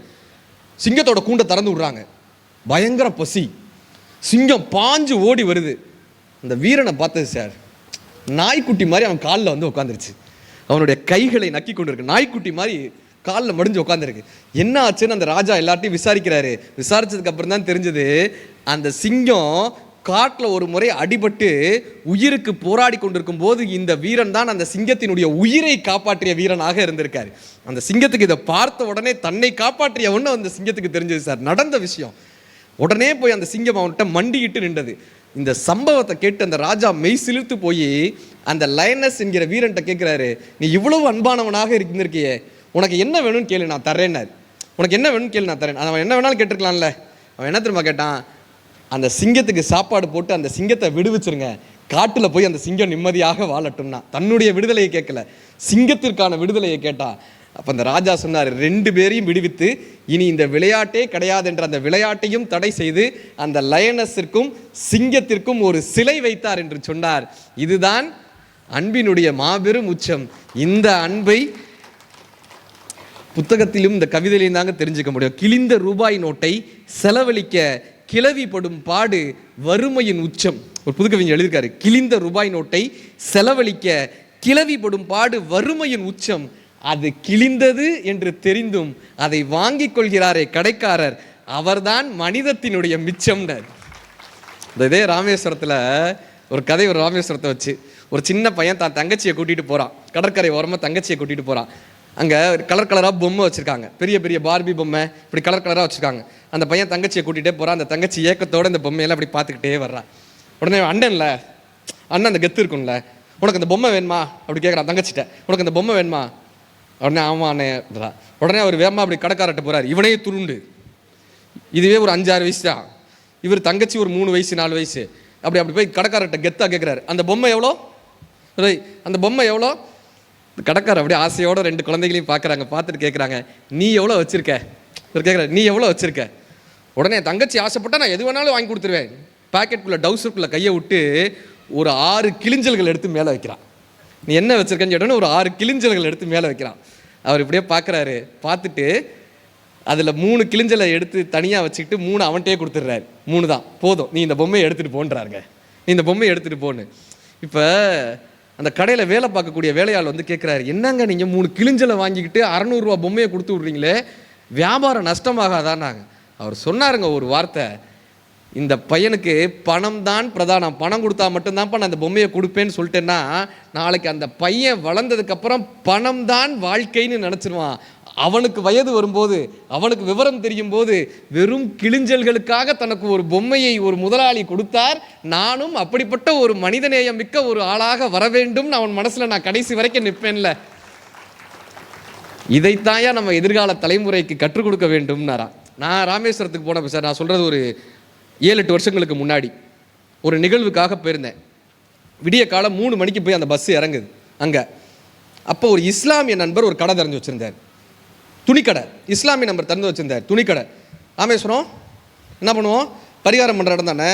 அவர் திறந்து வச்சுருந்தார். நான் போய் கேட்டேன் அவர்கிட்ட, ஏங்க 3 மணிக்கு கடை திறந்து வச்சுருக்கீங்களே, இந்த நேரத்துக்கு வியாபாரம் நடக்குமா? இப்பயும் வருவாங்களா? அத்தனை பேர் வந்து இப்பயும் கடையில் வாங்குவாங்களா? இந்த நேரத்துக்கு வியாபாரம் நடக்குமான்னு. அப்போ அவர் சொன்ன ஒரு வாசகம் என்னாச்சு, சிறப்பு, இந்த நேரத்துக்கு வியாபாரம் நடக்கும், அது பார்த்துப்பாங்க சைட்லேருந்து. என்ன அவர்கிட்ட கேட்குறோம், ஏன் சார் அவரை பார்த்து பத்திரமா அழைச்சிட்டு போங்க. இங்கே எல்லாரும் வேஸ்ட் துண்டு வாங்கி கொடுக்கறதுக்காக வராங்க. எத்தனையோ பேர் வருவாங்க பரிகாரம் பண்ணுறதுக்கு. சில பேர் துண்டை மறந்து வச்சுட்டு வந்துடுவாங்க தம்பி, சில பேர் வேஷ்டியை மறந்து வச்சுருவாங்க தம்பி, சில பேர் ஏதாவது ஒன்று மறந்து வச்சுட்டு வந்துடுவாங்க தம்பி. நம்ம பண்ணக்கூடிய வியாபாரன்றது வெறும் வியாபாரமாக இருந்து விடக்கூடாது, அது மக்களுக்கான சேவையாக இருக்க வேண்டும்னு அந்த ஐயா நமக்கு கற்றுக் கொடுத்துட்டு போனாங்க. இது வந்து ஒரு மக்களுக்கான ஒரு சேவையாக இருந்துடணும். அப்படியாக இந்த புத்தக கண்காட்சி என்பது மக்களுக்கான ஒரு பெரிய சேவை இருக்கட்டும். இந்த பக்கம் கொஞ்சம் கவனிச்சிங்கன்னா பேசுறதுக்கு எனக்கு கொஞ்சம் மகிழ்ச்சியாக இருக்கும். அந்த பக்கம் அவரை பார்த்துக்கிறாங்க. முடிச்சதுக்கப்புறம் நம்ம பொறுமையான முறையில் போய் அவரை பார்ப்போம். நான் சொல்லிட்டு போகிறேன் ஒரே விஷயம், ஒரு 4-5 விஷயம் சொல்லிட்டு போய் முடிச்சிடுறேன். ரொம்ப முக்கியமான ஒரு தருணமாக சார் நான் இன்னைக்கு சொல்லிட்டு போகிறேன். நம்ம குழந்தைகளுக்கு, அடுத்த சந்ததியினருக்கு நாம் எதை காட்டுகிறோம்ன்றது ரொம்ப ரொம்ப முக்கியங்க, ரொம்ப ரொம்ப முக்கியம். இத்தனை நேரம் நீங்கள் பேச்சை கேட்கலன்னா கூட பரவாயில்ல, இனிமேலாவது இந்த பேச்சை கேளுங்க. ஏன்பாண்டா, நாம் நம் குழந்தைகளுக்கு சரியான ஆளுமைகளை காட்டவில்லை என்றால், நாம் நம்மளுடைய அடுத்த தலைமுறையினருக்கு சரியான ஆளுமைகளை காட்டவில்லை என்றால், அவர்களுக்கு இந்த இன்ஸ்டாகிராமும் சமூக வலைதளமும் அல்லது தொலைக்காட்சியும் தவறான ஆளுமைகளை காட்டிக்கொண்டே இருக்கிறது, தவறான ஆளுமைகளை காட்டிக்கொண்டே இருக்கு. நம்ம ஊரில் இருக்கக்கூடிய கதாநாயகர்களை அறிமுகப்படுத்துங்க, நம்ம ஊரில் இருக்கக்கூடிய பெரியோர்களை அறிமுகப்படுத்துங்க. வெட்டுடை காளின்னு கேள்விப்பட்டிருக்கோமா இந்த பேரை? சிவகங்கை மாவட்டத்திலிருந்து வேலு நாச்சியார் தப்பித்து செல்லும் போது பிரிட்டிஷ் அரசாங்கத்தினர் கேட்கிறாங்க, வேலு நாச்சியார் எங்க போனாங்கன்னு. அந்த அம்மா சொல்ல மறுக்கிறாங்க. வேலு நாச்சியாரை நான் காட்டி கொடுக்க மாட்டேன்றாங்க. நீ சொல்லவில்லை என்றால் உன்னை வெட்டிடுவோன்றாங்க. கண்டம் துண்டமாக வெட்டப்பட்டாலும் கூட என் தேசத்தினுடைய தலைவியை நான் காட்டி கொடுக்க மாட்டேன் என்று ஒரு பெண் இருந்தால்ல, அவளுக்கு இன்று வெட்டுடை காளி என்று கோவில் கட்டி வணங்கப்பட்டு கொண்டிருக்கிறார்கள். இதோ நம்ம மாவட்டத்தில். இந்த வரலாறு யார் நம்முடைய கதாநாயகர்கள் என்று தெரிந்து கொள்ள வேண்டும். இந்த சிவகங்கை மருதுபாண்டியர் காளையார் கோயில் தெரியுமா? தெரிஞ்சு வச்சிருக்கோமா இந்த வரலாற்றை? காளையார் கோயில் வரலாறு எல்லாருக்கும் தெரியும்ல. உங்களுக்கு தெரியாத ஒரு வரலாறு சொல்லட்டுமா? பழஞ்சோற்று நேந்தல்னு ஒரு ஊர் இருக்கு. பெரிய மருது தப்பிச்சு போறாருங்க குதிரையில், ரொம்ப களைப்பாக இருக்காரு. அங்கே ஒரு பாட்டி ஒரு குடிசை கிட்டக்க போய் யாரோ ஒரு பாட்டி கிட்ட கேட்குறாரு, பாட்டி நான் ரொம்ப களைப்பாக இருக்கேன், எனக்கு ஏதாவது சாப்பிட கிடைக்குமான்னு. அந்த பாட்டிக்கு இவர் யாருன்னே தெரியல, இந்த கிழவிக்கு இவர் யாருன்னே தெரியல. அவரை உட்கார வச்சு சாப்பாடு போடுறாங்க, அந்த குதிரைக்கு வேண்டிய ஆகாரங்களை கொடுக்குறாங்க, இவர் தங்குறதுக்கு இடம் கொடுக்குறாங்க. எல்லாம் முடிச்சு வீட்டில் இருக்கக்கூடிய பழைய சோறு இருக்குல்ல, இந்த பழைய சோறை அவருக்கான உணவாக கொண்டு வந்து கொடுக்குறாங்க. பெரிய மருது இந்த பாட்டி கிட்ட கேட்குறாரு, இந்த பாட்டிக்கு யாருன்னே தெரியல, இந்த கிழக்கு இந்த இவர் யாருன்னே தெரியல. இப்போ பெரிய மருது கேட்குறாரு, பாட்டி உனக்கு நான் ஏதாவது தரணும்னு நினைக்கிறேன், உனக்கு என்ன வேணும் கேளுன்றார். எனக்கு என்ன வேணும், உனக்கு என்ன வேணும்னு கேளுன்றார். இந்த பாட்டி கேட்குறாங்க, எனக்கு கொடுக்குறதுக்கு உன்ட்ட என்ன இருக்கும், எனக்கு எதுவும் வேணாப்பா, இந்த ஊருக்கு ஏதாவது செஞ்சுட்டு போப்பான்றாங்க. ஊருக்கு ஏதாவது செஞ்சுட்டு போப்பான். உடனே அவர் என்ன தெரியுமா பண்ணார், அந்த குடிசையில் இருக்கிற ஒரு ஓலையை எடுத்து பக்கத்தில் இருக்கிற ஒரு முள்ளை உடைச்சு, இந்த ஊரையே இந்த பாட்டிக்கும் இவங்களுடைய சந்ததிக்கும் எழுதி தருகிறேன்னு எழுதி கொடுத்துட்டு போனார். பழஞ்சோற்று நேந்தல்னு அந்த ஊரினுடைய பெயர். இது பெரிய விஷயம் இல்லை. அவரை தூக்கில் போட போகிறாங்க, பிரிட்டிஷ் அரசாங்கத்தில் அவரை தூக்கில் போட போகிறாங்க. உங்களுடைய கடைசி ஆசை என்னன்னு 2 பேர்ட்டையும் கேட்டாங்க. பெரிய மருது சின்ன மருது அவர்கள்ட்ட உங்களுடைய கடைசி ஆசை என்னன்னாங்க. அவங்க என்ன வேணாலும் கேட்டுக்கலாம்ல, அவங்க கேட்ட விஷயம் என்ன தெரியுமாங்க? அங்கே தாங்க நம்ம தமிழ் மரபு இருக்குது, அங்கே தான் நம்ம தமிழ் மண் இருக்குது. அவங்க கேட்ட விஷயம் என்ன தெரியுமா? நீங்கள் ஒன்றை மட்டும் எங்களுக்கு உதவியாக செய்யுங்கள். நாங்கள் யார் யாருக்கு எதை எதை தானமாக கொடுத்தோமோ அதை அவர்களே வைத்து கொள்ள வேண்டும். அவர்களிடமிருந்து அதை மட்டும் அவர்களிடமிருந்து பிரித்து விடாதீர்கள்னு பெரிய மருதும் சின்ன மருதும் கேட்டாங்க. யாருக்கு நாங்கள் என்ன தானம் கொடுத்தோமோ அது அவங்ககிட்டயே இருக்கட்டும்ப்பா, அதை மட்டும் நீங்கள் திரும்ப இவங்களை தானே சார் நம்ம அறிமுகப்படுத்தணும். நம்ம எதிர்கால சந்ததியினருக்கு இவங்களை தானே அறிமுகப்படுத்தணும். இவங்களை நீங்கள் அறிமுகப்படுத்தாமல் விட்டுட்டீங்கன்னு வச்சுக்கோங்களேன், இந்த புத்தகங்கள் மூலமாக எழுத்துக்கள் மூலமாக இந்த கதாநாயகர்கள் நீங்கள் அறிமுகப்படுத்தாமல் விட்டீங்கன்னா என்ன ஆகும்? கோமாளிகளை அவங்க தெரிஞ்சு வச்சுப்பாங்க. பிக் பாஸா நடிப்பு அரக்கன் ஒருத்தர் வரானே சார், நடிப்பு அரக்கன். நான் வந்துமா 500 சேனலில் நான் பேட்டி கொடுத்துருக்கேம்மா, பிறவியிலிருந்தே நான் ஒரு பிறவி கலைஞன்மா, என்னை ஊரெல்லாம் கேட்குறாங்களா, நான் பிறந்ததே நடிக்கிறதுக்காக தான்மா, சிங்கிள் டேக் ஆர்டிஸ்ட்டுமான். அவரை சொல்லி எந்த குத்தமும் கிடையாது சார், அவரை சொல்லி அது அவருடைய திறமை. எங்கே கேமரா கிடைக்குதோ அங்கெல்லாம் போய் நடிக்கிறாரு மனுஷன். ஆனால் அதை கொண்டு நம்ம கொண்டாடிக்கிட்டு இருக்கோம் பாருங்கள் இந்த தமிழ் சமூகம். பன்ரோட்டி கிட்டக்க ஒரு ஸ்கூலில் பேச போகிறேன், என்னடா ஆக போகிறீங்கன்னு ஒவ்வொருத்தண்டி கேட்போம்ல, என்ன ஆக போகிறேன்னு கேட்போம்ல. ஒரு பையன் சொல்கிறான், சார் நான் பைனாப்பிள் ஸ்டார் ஆக போகிறேன் சார்னா. என்னடா பைனாப்பிள் ஸ்டார்னு கேட்குறேன். வாட்டர்மெலன் ஸ்டார்னு ஒருத்தர் இருக்கும்போது பைனாப்பிள் ஸ்டார்னு நான் ஆகக்கூடாதா சார்ன்றான். கோ வித் த ஃப்ளோன்றாங்க sir, go with the flow. இந்த ஒரு வார்த்தையெல்லாம் தெரிஞ்சு வச்சுருக்கேன். நான் சொன்னேன் இவர் பெரிய புத்தர், நதியோடு போகிறார், என்ன ஆக போகிறோன்னு தெரியலங்க. இப்போ நீங்கள் இந்த புத்தகங்களின் மூலமாக இந்த கதாநாயகர்களை அறிமுகப்படுத்தாவிட்டால் அரைகுறை கோமாளிகளை கொண்டாடக்கூடிய சமூகமாக வந்துடுது. இன்ஸ்டாகிராமில் இன்ஃப்ளூயன்சர் ஆவேன்றானே கண்ணதாசன் ஐயா தான் சொன்னார், காப்படி நெல்லும் காப்படி உள்ளும் காணாத உமியும் கையில் ஒரு வெற்றி கண்டதும் குதிக்கும், இயற்கையின் நியதி எவருமே அறியார், ஆடி குதிக்கும் அரைகுறை திறமையும் கூடி கவிலும் குடமும் உடையும், கற்றவை கையளவு என்பதால் கலைமகள் இன்னும் கற்றுக்கொண்டே இருக்கிறாள்னு கண்ணதாசன் ஐயா சொல்லுவார். கலைமகளே படிச்சுக்கிட்டு இருக்காளாம். நம்ம ஆளுங்க என்ன 4 வீடியோ வைரல் ஆகிடுச்சுன்னா கொண்டாடுறானே, வியூஸ்க்காகன்னு என்னெல்லாமோ பண்ணுறானுங்களே. கரெக்டா சார்? கூமாப்பட்டியா எங்க இல்லை, அதுக்கு உட்காந்து அத்தனை வியூஸு. நமக்கு வியூஸ்க்காகவும் லைக்குக்காகவும் என்னெல்லாம் கோமாளித்தனம் பண்ணுறோம் சார், என்னெல்லாம் விஷயங்களை பண்ணுறோம். நீங்கள் சரியான கதாநாயகர்களை சரியான விஷயத்தை நீங்கள் உங்கள் குழந்தைகளுக்கு அறிமுகப்படுத்தவில்லை என்றால் அவர்கள் தவறான கதாநாயகர்களை தவறான விஷயத்தை கோமாளிகளை கொண்டாடி கொண்டிருப்பார்கள். இவங்களை சொல்லி குற்றமே கிடையாது, கோமாளிகளை சொல்லி குற்றமே கிடையாது. இல்லை, அவர் நடிப்பு அரக்கன் தான், நடிப்பு அரக்கன். அதை நம்ம கொண்டாடணும்னா நம்ம படித்த கிறுக்கன். கரெக்டாக அதை நம்ம கொண்டாடுறோன்னா கண்ணதாசன் ஐயா தான் சொல்லுவார், நெருப்பினை நிலவே என்பார், நெருப்பினை நிலவே என்பார், நீசனை தலைவா என்பார், கருப்பினை வெண்மை என்பார், கழுகினை யானை என்பார், உருப்படாதவனையெல்லாம் உயரத்தில் ஏற்றி வைப்பார், உருப்படாதவனையெல்லாம் உயரத்தில் ஏற்றி வைப்பார், செருப்பையே வணங்கும் இந்த நாட்டில் பிறந்தேனே பாவின்னு கண்ணதாசன் ஐயா சொல்லியிருப்பார். செருப்பையே வணங்கும். கைதட்டினார் 2 பேருக்கு மிக மிக நன்றிங்க. என் பேச்சை உயிராக கேட்குறாரு பாரு. உண்மை, இந்த மாதிரி ஒரு பேச்சை கேட்டு அதுக்கு கைத்தட்டக்கூடிய மக்கள் இருக்கீங்க பார்த்தீங்களா? தமிழ் இதைத்தான் சொல்லுது, கங்குல் யானை காலில் படுத்தினும் படுத்தலாம், சுடர்வகு பகுவாய சிங்க வாயினுள் செலுத்தினும் செலுத்தலாம், தென்புலத்தார் கோமான் நரகிடையே வீழ்த்தினும் வீழ்த்தலாம், விடையேறும் என் நாயகா விடையேறும் என் நாயகா தமிழறியார் முன் இயம்புதல் தவிர்ப்பாயேன்னு தமிழ் ஒரு பாட்டு இருக்கு. நரகத்தில் போய் விழுந்துடலாமா, சிங்கத்து வாயில் போய் தலையை கொடுத்துடலாமா, யானை காலில் கூட விழுந்துடலாமா, அந்த தமிழ் தெரியாதவங்கிட்ட பேசுறது ரொம்ப கஷ்டம்பான்வார். அப்படி தமிழை அதை உணர்ந்து கைதட்டினீங்க பார்த்தீங்களா?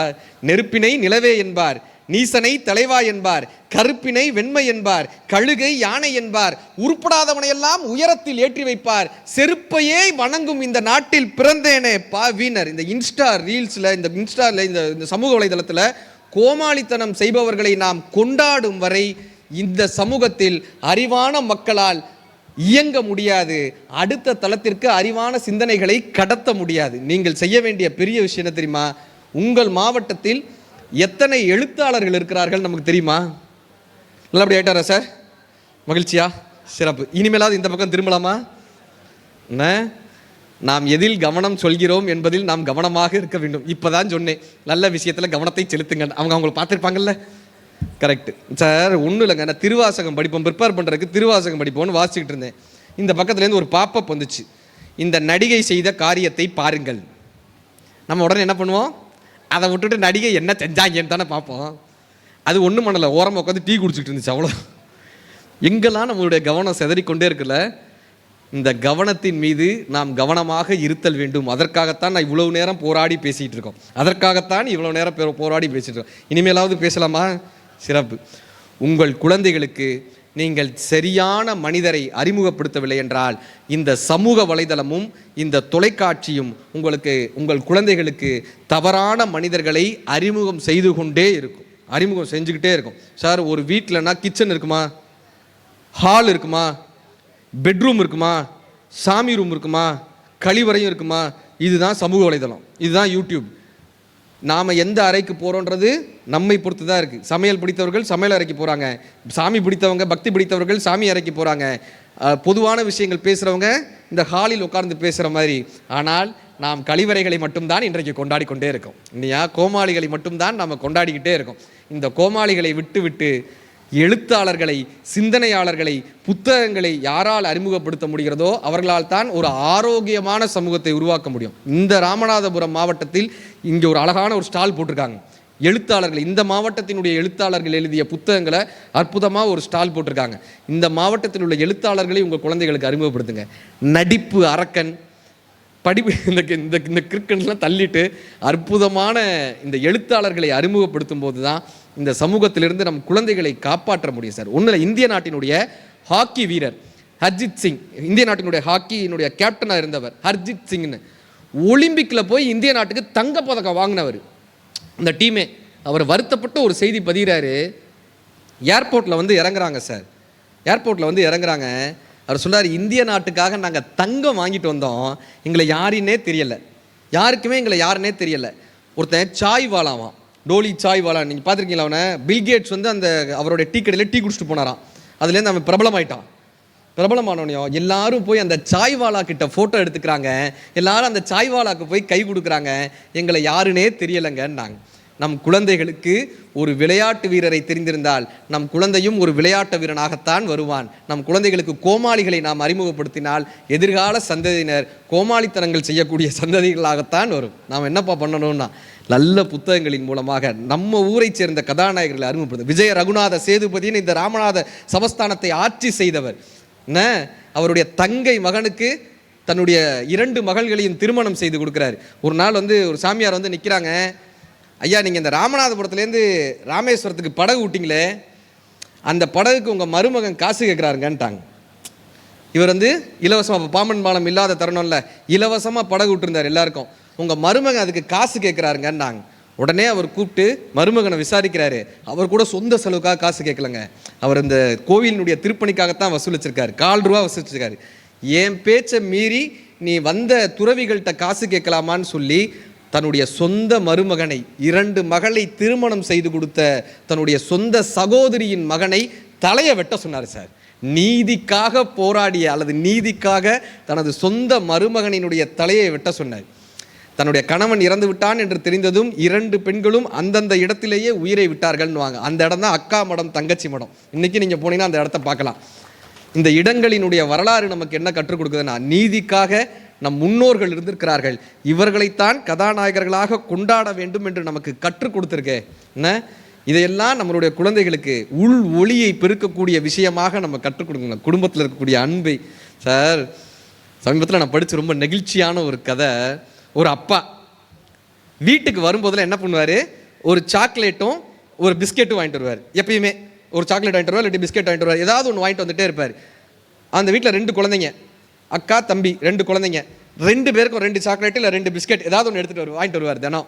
இப்போ அந்த தம்பி என்ன தெரியுமா பண்ணுவான், டெய்லி அந்த சாக்லேட்டை சாப்பிட்ருவான், அவனுக்கு கொடுத்த சாக்லேட்டை உடனே சாப்பிட்ருவான். அந்த அக்கா என்ன பண்ணுவான்னா, அப்பா கொடுத்ததை எடுத்துகிட்டு போய் ஒரு இடத்துல ஒளிச்சு வைப்பாங்க, மறுநாள் சாப்பிட்லாம் அப்படின்னு ஒளிச்சு வைப்பாங்க. இந்த தம்பி என்ன பண்ணுவான், அவனுக்கு கொடுத்த சாக்லேட்டையும் சாப்பிட்டுட்டு அந்த அக்கா ஒளிச்சு வச்சிருப்பாள்ல ஒரு இடத்துல, அதையும் மறுநாள் எடுத்துகிட்டு போய் சாப்பிட்ருவான். இது தினம் நடக்கும். தினம் அந்த அக்கா ஒளிச்சு வைப்பாங்க, தினம் போய் எடுத்து சாப்பிட்ருவான். அவனுக்கு கொடுத்தையும் சாப்பிடுவான், அக்கா கொடுத்தையும் சாப்பிட்ருவான். ஒரு நாள் அக்காவை கூப்பிட்டு கேட்டான், அக்கா இன்னைக்கு எங்கள் சிலபஸில் அன்புன்னு ஒன்று வந்திருக்கு, பாசம்னு ஒன்று வந்திருக்கு, இந்த அன்புக்கும் பாசத்துக்கும் என்னக்கா வித்தியாசம்னு கேட்டான். அந்த அக்கா சொன்னாங்க, அப்பா தினம் வேலையை முடித்து வரும்போது நம்ம 2 பேருக்கும் பிஸ்கெட்டோ சாக்லேட்டோ வாங்கிட்டு வராரா, அது அன்பு. நீ உன் சாக்லேட்டை சாப்பிட்ருவியா? நான் என் சாக்லேட்டை எடுத்து ஒளிச்சு வைப்பேனா? நீ மறுநாள் வந்து எடுத்து சாப்பிட்ருவியா? நீ எடுத்து சாப்பிடுவேன்னு தெரிஞ்சும் நான் அதே இடத்துலையே தினம் ஒளிச்சு வைக்கிறேன்ல, அதன் பெயர் தான்ப்பா பாசம்னு அந்த அக்கா கற்று போகிறாங்க. அதன் பெயர் தாயா பாசம். சின்னஞ்சிறு கூட்டுக்குள்ளே ஜீவன் இருக்கு, சின்ன சின்ன அன்பில் தானே ஜீவன் இன்னும் ஒளிந்திருக்கு. பட்டாம்பூச்சி கூட்டத்திற்கு பட்டா எதற்கு, பாசம் மட்டும் போதும் பெண்ணே, காசு பணம் என்னத்துக்குன்னு வைரமுத்து ஐயா எழுதியிருப்பார். மறந்துக்கிட்டே இருக்கிறதா சார் மனித இயல்பு. மறந்துக்கிட்டே இந்த அன்பு இருக்கா வீட்டில், மறந்து கொண்டே இருப்பது தான் மனித இயல்பு. மறந்ததை நினைவுபடுத்தி கொண்டே இருப்பது தான் இந்த புத்தகங்களினுடைய தொடர்பு. நம்ம வீட்டில் எத்தனை மகிழ்ச்சிகளை கொண்டு வந்துட முடியும். காரைக்குடியில் ஒரு நிகழ்ச்சிக்கு பேச போகிறேன். 60ஆம் கல்யாணம், நல்லா கேட்டுக்கங்க. 60ஆம் கல்யாணம் பேச போகிறேன் காரைக்குடியில். கிட்டத்தட்ட ஒரு 40 வருஷம் அந்த அம்மா குடும்பம் நடத்துகிறவங்க. நான் கூப்பிட்டு அந்த அம்மாட்ட சொன்னேன், ஏம்மா நீங்கள் ஒரு 35 வருஷம் 40 வருஷம் குடும்பம் நடத்திருக்கீங்க ஐயாவோட, நல்லா கேளுங்க. 35 வருஷம் நீங்கள் குடும்பம் நடத்திருக்கீங்க. என்னைய பேச கூப்பிட்டுருக்காங்க, நான் பேச போகிறேன். நீங்கள் ஏதாவது அதுக்கு முன்னாடி ஐயாவை பற்றி 2 வார்த்தை சொல்லுங்களேன்னு. நீங்கள் ஐயாவை பற்றி 2 வார்த்தை சொல்லுங்களேன். அந்த அம்மா ஒரே வார்த்தை சொல்லிச்சு, இந்த ஆன்றதுல 35 வருஷம் வாழ்க்கை அடங்கியிருக்கு சார். ஆன்ற வார்த்தையில் ஒன்றுமே இல்லை. நான் கேட்டேன், என்னைக்காவது ஒரு நாள் இவரை விட்டு பிரிஞ்சிடலான்னு நினச்சிருக்கீங்களா? என்னைக்காவது ஒரு நாள் அவரை விட்டு போயிடலான்னு நினச்சிருக்கீங்களா? அவர் படுத்துகிற பாட்டுக்கு ஒரு விட்டு போயிடலான்னு. அந்த அம்மா சொன்னாங்க, தினம் நினப்பேன். என்னைக்காவதுலாம் இல்லை, தினம் நினப்பேன் இந்த ஆள் படுத்துகிற பாட்டுக்கு போயிடலான்னு. ஆனால் அந்த மனுஷருக்கு மூக்கு கண்ணாடி எங்கே வச்சாருன்னே தெரியாது, கட்டுற வேட்டி எங்கே வச்சாருன்னு தெரியாது, சாப்பாடு சமைச்சு வச்சா எடுத்து போட்டு சாப்பிட தெரியாது, நைட்டு தலை வலிச்சிச்சுன்னா தலைவலி தைலத்தை தேய்க்க தெரியாது. நான் போகலான்னு நினப்பேன், அதுக்கப்புறம் அந்த ஆள் முகத்தை பார்ப்பேன், பரிதாபமாக இருக்கும். போய் தொலையுது, இத்தனை நாள் வாழ்ந்துட்டோம், போய் தொலையுதுன்னு வாழ்ந்துருவேன்னாங்க. அப்புறம் தான் எனக்கு புரிந்தது, நம்மோடு வாழ்பவர்கள் பிரியப்பட்டு நம்மோடு வாழ்வதில்லை, பரிதாபப்பட்டு தான் பலர் நம்மோடு வாழ்ந்து கொண்டிருக்க. இதுக்கு தாங்க எங்கள் அக்கா சந்தோஷமாக கைதட்டுறாங்க. நான் சொல்ல முடியாததெல்லாம் ஒருத்தர் மைக்கு போட்டு சொல்கிறாயா. இன்னைக்கு ஆண்களுக்கு கற்றுக் கொடுத்துட்டு போகிறேங்க. வாழ்க்கை மகிழ்ச்சியாக இருக்க வேண்டுமென்றால், வாழ்க்கையில் நாம் வெற்றி பெற வேண்டுமென்றால், யார் ஒருவன் மனைவியிடம் தோற்கிறானோ அவன் வாழ்க்கையில் வெற்றி பெறான் சார். வாழ்க்கையில் வெற்றி பெறான். இப்போ நம்ம அந்த மேடையிலலாம் தன்னம்பிக்கை பேச்சாளர் இலக்கியெல்லாம் கூட்டுருவோம்ல, வீட்டிலலாம் போய் இப்பெல்லாம் பேசிடவே முடியாது. ஒரு நிகழ்ச்சிக்கு லைட்டு முடிச்சு லேட்டாக வரோம் சார், வீட்டு கதவை திறக்க முடியல. அது ஃப்ளாட்டில் கரண்ட் இல்லை, காமன் கரண்ட் இல்லை, பூட்டி இருக்குது. இந்த ஃப்ளாட் நான் வந்து செல்ஃபோனில் லைட்டை காட்டுறேன், சாவி கொத்தில் கரெக்டான சாவி எடுத்து என் ஒய்ஃப் கையில் கொடுக்குறேன், இந்த சாவி தான் திறக்கணும்னு. அவள் திறக்க மாட்டான். இங்கே ஒரு சாவி கரெக்டாக திறக்க மாட்டான். நான் இப்படி லைட்டை அப்படி காமிச்சிக்கிட்டே நிற்கிறேன், பன்னு. கிட்டத்தட்ட ஒரு 10 நிமிஷம் ஆச்சு. குடு, நான் திறக்கிறேன், இந்த ஃபோனை பிடி அப்படின்னு கொடுத்துட்டு நான் சாவியை திறந்தேன் சார். கரெக்டாக விட்டு திறந்தாச்சு, டப்புன்னு திறந்துருச்சு. அவள் சொல்கிறா, இப்போ தெரியுதா டார்ச் லைட் எப்படி கரெக்டாக பிடிக்கணும்னு இப்போ தெரியுதா? அதாவது நான் சரியா பண்ணி அவளும் சரியா பண்ணா அவ தான் சரி, நான் சரியா பண்ணி அவ தப்பா பண்ணாலும் அவ தான் சரி, நான் தப்பு பண்ணி அவ சரியா பண்ணாலும் அவ தான் சரி, நானும் தப்பு பண்ணி அவளும் தப்பு பண்ணா நான் தான் தப்பு. இப்போ என்ன வந்துச்சு, சரின்ட்டு போயிடும் சார். மனுஷபுத்திரன் தான் சொல்லுவார், உறவுகளில் தவறு யாருடையது என்பது முக்கியமல்ல, உறவு யாருக்கு தேவை என்பதுதான் இந்த உறவுகளில் முக்கியம்னார். நமக்கு இந்த உறவுகள் தேவையில்லை வாழ்க்கையில். இதைத்தான் சார் லிட்ரேச்சர் கற்றுக் கொடுக்கும். கும்பகோணத்து பக்கத்தில் அறிவழகன்னு ஒரு ஐயா, இந்த கொரோனா காலகட்டத்தில் அவங்க மனைவிக்கு கேன்சர், இவருக்கே ஒரு 70 வயசு, அவங்க மனைவிக்கு கிட்டத்தட்ட ஒரு 63 வயசு, அவங்களுக்கு கேன்சர் பேஷண்ட்டு. பாண்டிச்சேரியில் ஜிப்பர் மருத்துவமனையில் அவங்களுக்கு மருந்து கொடுத்துட்டு இருக்காங்க, ட்ரீட்மெண்ட் பார்த்துட்டு இருக்காங்க. மருந்து தீர்ந்து போயிடுச்சு. கொரோனா காலகட்டத்தில் வெளியே விட மாட்டாங்க. கும்பகோணத்துலேருந்து பஸ்ஸு கிடையாது, எதுவும் கிடையாது. அந்த மனுஷன் என்ன தெரியுமாங்க பண்ணார், சைக்கிளில் தன்னுடைய மனைவியை உட்கார வச்சு, விடிய காலையில் 4:30 மணிக்கு சைக்கிளில் மனைவியை உட்கார வச்சு, டிஃபன் பாக்ஸில் பழைய சோத்தை கட்டிக்கிட்டு, தூக்குவாளியில் பழைய சோத்தை கட்டிக்கிட்டு, இவர் சைக்கிளில் கும்பகோணத்துலேருந்து பாண்டிச்சேரிக்கு ஓட்டிகிட்டு போயிருக்காரு சார். சைக்கிளில் ஓட்டிகிட்டு போயிருக்காரு. பாண்டிச்சேரிக்கு 11 மணிக்கு போய் சேர்ந்திருக்காரு, இரவு 11 மணிக்கு அந்த ஜிப்பர் மருத்துவமனைக்கு. அத்தனை பேரும் அதிர்ந்து போகிறாங்க. கும்பகோணத்துலேருந்து சைக்கிளில் வந்தீங்களா, எவ்வளவு ரிஸ்க்கு தெரியுமா, என்ன ஆபத்து தெரியுமா, கொரோனா காலகட்டத்தில் எப்படி நோய்வாய்ப்படுது தெரியுமா, இந்த நேரத்துலையா இப்படி வருவீங்க, இது எவ்வளோ ஆபத்து தெரியுமான்னு அவர் சொன்னார். இது என்ன ஆபத்து இதெல்லாம் எனக்கு தெரியாதுங்க, ஆனால் எனக்கு ஒன்று தெரியும், அவள் இல்லாட்டி என்னால் உயிர் வாழ முடியாதுன்னு எனக்கு தெரியுங்க, அவள் இல்லாட்டி என்னால் இருக்கவே முடியாது, எதுனாலும் சந்திச்சுக்கலான்னு நான் அவளை அழைச்சிட்டு வந்தேங்கன்னார். இந்த தலைமுறைக்கு சொல்லிட்டு போகிறேங்க, எல்லாரும் ஊரை கூட்டி கல்யாணம் பண்ணுறாங்க. ஒருத்தருக்கும் தெரியாமல் விவாகரத்து பண்ணுறான். கல்யாணம் முடித்து ஒரு வாரத்தில் ஹனிமூன் போனால் சந்தோஷமாக இருக்கும். கல்யாணம் முடிச்சு ஊட்டிக்கு போனால், கொடைக்கானல் போனால், சுவிட்சர்லாந்து போனால் சந்தோஷமாக இருக்கும். கல்யாணம் முடித்த ஒரே வாரத்தில் கோர்ட்டுக்கு போகிறான் சார். மதுரை குடும்ப நல நீதிமன்றம் ஞாயிற்றுக்கிழமை முதற்கொண்டு நடைபெறும்ன்றாங்களே, அந்த அளவுக்கு போய் நின்றுட்டு இருக்கோமே. ஒரு பட்டு கொடுத்தால் வீட்டில் மகிழ்ச்சி வருமா? வராது. நகை நட்டு கொடுத்தால் மகிழ்ச்சி வருமா? வராது. செலவழிக்க துட்டு கொடுத்தால் மகிழ்ச்சி வருமா? வராது. யார் கணவனும் மனைவியும் ஒருவருக்கு ஒருவர் விட்டு கொடுக்குறார்களோ அந்த வீட்டில் மகிழ்ச்சி நிலையாக வரும். இதை இலக்கியமும் கவிதையும் தான் நமக்கு கடத்திட்டு போகும். Men are from Mars, women are from வீனஸ்னே ஒரு புத்தகம் இருக்குது. கண்டிப்பான முறையில் அத்தனை பேரும் வாசிக்க வேண்டிய ஒரு புத்தகம். இப்போ மகாராஷ்டிராவில் நடந்த ஒரு சம்பவம். ஒருத்தருடைய ஒரு அம்மா, அவங்க கணவர் வந்து ஆஸ்பத்திரியில் அட்மிட் ஆயிருக்காரு. அவருக்கு பெரும் தொகை தேவைப்படுது. அவங்கள காப்பாற்றுறதுக்கு பெரும் தொகை தேவைப்படுது அந்த அம்மாவுக்கு.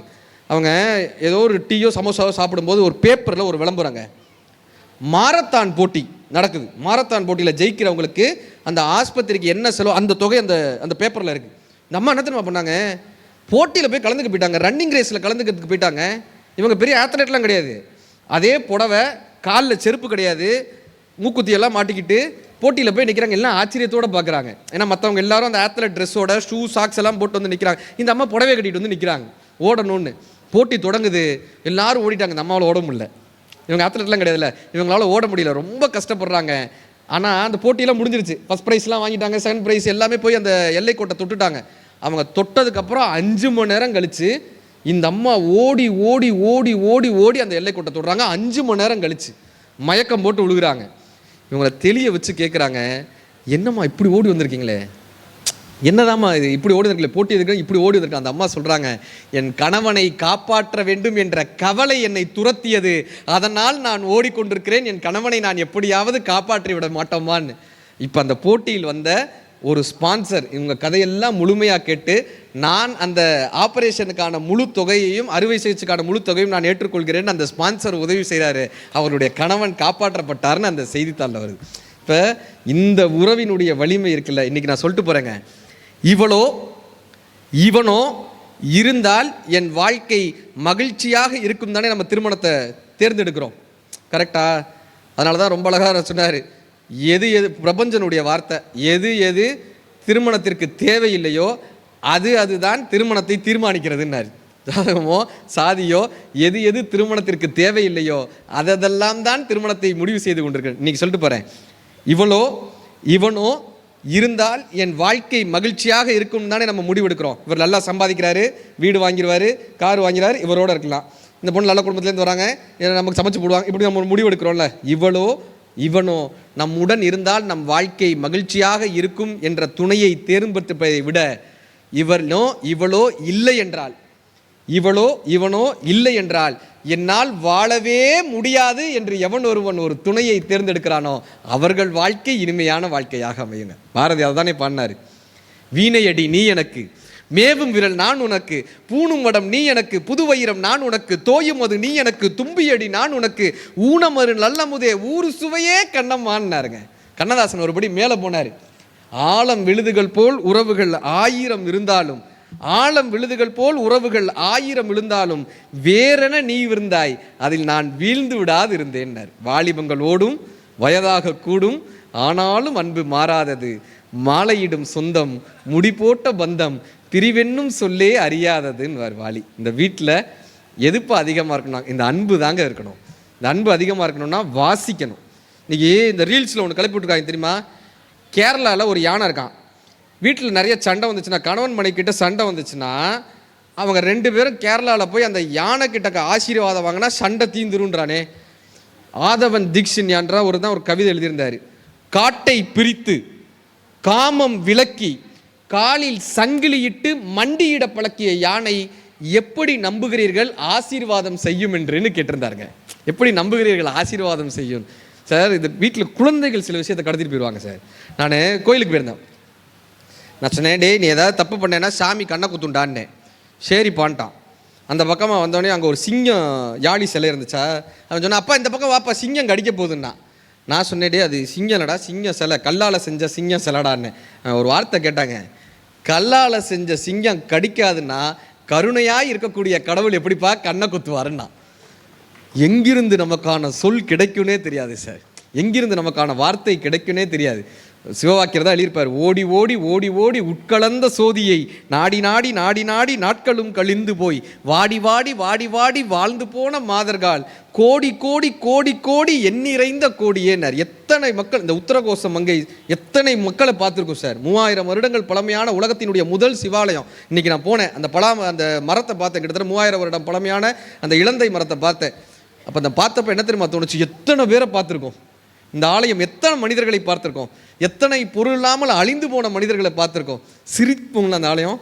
ஓடி ஓடி ஓடி ஓடி உட்கலந்த சோதியை நாடி நாடி நாடி நாடி நாட்களும் கழிந்து போய் வாடி வாடி வாடி வாடி வாழ்ந்து போன மாதர்கள் கோடி கோடி கோடி கோடி எண்ணிறைந்த கோடி. ஒரு வார்த்தை போடுவாருங்க, மண்கலம் கவிழ்ந்த போது வைத்து வைத்து அடுக்குவார், வெண்கலம் கவிழ்ந்த போது வேணும் என்று பேணுவார், நம்கலம் கவிழ்ந்த போது நாரும் என்று கூடுவார், என்கலம் கலந்து நின்ற மாயம் என்ன மாயம் ஈசனேன்னு சிவவாக்கியர் கேட்பார். இது வேணும் அது வேணும் அது வேணும்னு எடுத்து வச்சுக்கிறோமே. என்னிலே இருந்த ஒன்றை யான் அறிந்தது இல்லையே, என்னிலே இருந்த ஒன்றை யான் அறிந்து கொண்டனின், என்னிலே இருந்த ஒன்றை யாவர்கான வள்ளீரோ, என்னிலே இருந்திருந்து யான் உணர்ந்து கொண்டேனே. ஒருத்தனுக்கு ஆத்தங்கரை ஓரமாக ஒரு கல் பளபளன்னு கிடச்சிச்சு. நேராக எடுத்துகிட்டு போய் ஃபேன்சி ஸ்டோரில் நீட்டினான். சார் எனக்கு இந்த பளபளன்னு ஒரு கல் கிடச்சிருக்கு, ஒரு 25 ரூபா தாங்கன்னு கேட்டான். அவர் பார்த்தாரு, அது வைரக்கல். இந்த ஆளுக்கு தெரிஞ்சிருச்சு. ஏமாற்றி வாங்கணும்னு நினச்சிட்டு இதுக்கு 25 ரூபாலாம் தர முடியாது, 10 ரூபா வேணால் தர்றேன். இவன் சொன்னால் 25 ரூபா எனக்கு தேவைங்க, 25 ரூபா கொடுங்க. இவங்க 2 பேரும் சண்டை போட்டு இருக்கிறப்ப பக்கத்தில் ஒருத்தர் இதை பார்த்தார். பக்கத்தில் இருக்கிறவர் பார்த்தார். பார்த்தவர் என்ன பண்ணார், டப்புன்னு பையில இருந்து ஒரு 200 ரூபாயை அவன்கிட்ட கொடுத்து 200 ரூபாயை அவன்கிட்ட கொடுத்துட்டாரு. கொடுத்து நான் இந்த கல்லை எடுத்துகிட்டு போகிறேன்னு எடுத்துகிட்டு போயிட்டார். இப்போ இந்த ஃபேன்சி ஸ்டோர்காரர் இருக்கார்ல, அவர் அப்படியே பதட்டப்பட்டு இவன்கிட்ட கேட்டார், டே அறிவு இருக்காடா உனக்கு, அது வைரக்கல்றா, அது கிட்டத்தட்ட லட்சம் ரூபாய்க்கு மேலே போகும், அதை போய் 200 ரூபாய்க்கு கொடுத்துட்டியாடா, அறிவு இருக்கா அப்படின்னாரு. இவன் சிரிச்சுட்டு என்ன தெரியுமா சொன்னா, என் டார்கெட் 25 ரூபா தான், கரெக்டா, என் டார்கெட் 25 ரூபா தான், அந்த ஆள் 200 ரூபா கொடுத்தா. இது என்ன கல்லுன்னு எனக்கு தெரியாது, ஆனால் இது வைரக்கல்னு உனக்கு தெரிஞ்சது இல்லை. தெரிஞ்சப்ப நீ என்ன பண்ணியிருக்கணும், 1000 ரூபாயை கொடுத்துட்டாவது வாங்கியிருக்கணும். இதனுடைய மதிப்பு தெரியாமல் இருந்த நான் முட்டாள் அல்ல, மதிப்பு தெரிந்தும் அதை விட்ட நீதாயா முட்டாள்னா. இந்த வாழ்க்கையினுடைய மதிப்பு நமக்கு தெரியுதே. வாழ்க்கையினுடைய இந்த அரிது மானிடராய் பிறத்தல் அரிதுன்னு சொல்லும்போது இந்த மானிடரான பிறப்பினுடைய இந்த மதிப்பு நமக்கு தெரியுதே. தெரிந்து நாம் அதை சரியாக பயன்படுத்துகிறோமான்றதாங்க விஷயம். சார் நம்ம என்ன பண்ணுறோம், இஎம்ஐயை போட்டு வீடு வாங்குகிறோம், கார் வாங்குகிறோம், இதை வாங்குகிறோம், அதை வாங்குகிறோம். கடைசி என்ன இது, இஎம்ஐயை கட்டியே பாதி பேர் வாழ்க்கை போயிடுது சார். பட்டினத்தில் பாதி இவன் வாங்கி முடித்தான், அந்த பட்டியத்தில் கண்டது போல் வேலி எடுத்தான், அதில் 8 அடிக்கு 8 அடி மாளிகை வைத்து கட்டிவிட்டு 8 அடிக்குள் சென்று படுத்தான்னு கண்ணதாசன் எழுதுவார். ஒரு குருவி, இந்த குருவிக்கு என்ன பெரிய ஆசைன்னா சொர்க்கத்துக்கு போகணும்னு ஆசை சார். இந்த குருவிக்கு என்ன ஆசை, சொர்க்கத்துக்கு போகணுமா. உடனே அது என்ன பண்ணுச்சு, இந்த சொர்க்கம் எங்கே இருக்குன்னு ஒவ்வொருத்தர்கிட்டையா கேட்குது. சொர்க்கம் எங்கே இருக்குன்னு ஒரு ஜோசியர்கிட்ட கேட்டுச்சா.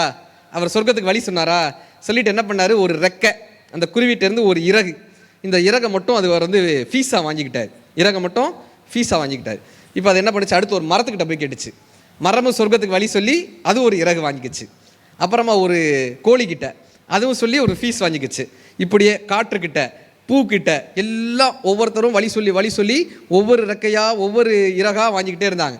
கடைசியாக ஒரு கழுகுகிட்ட இப்படி கேட்டு சார் கிட்டத்தட்ட சொர்க்கம் வந்துருச்சு, கண்ணால் பார்த்துருச்சு. இந்த குருவி பறந்து போலான்னு நினைக்கும் போது அதுக்கிட்ட ரெக்கையே இல்லை. நகண்டு நகண்டு நகண்டு அந்த குருவி சொர்க்கத்தின் வாசலில் சென்று இறந்து போனதுன்னு அந்த கதையை முடிச்சிருப்பாங்க. இது குருவியோட கதை இல்லை, நம்ம கதை. இந்த வாழ்க்கையில் இப்போ அனுபவிச்சிருவோம், அடுத்து அனுபவிச்சிருவோம்.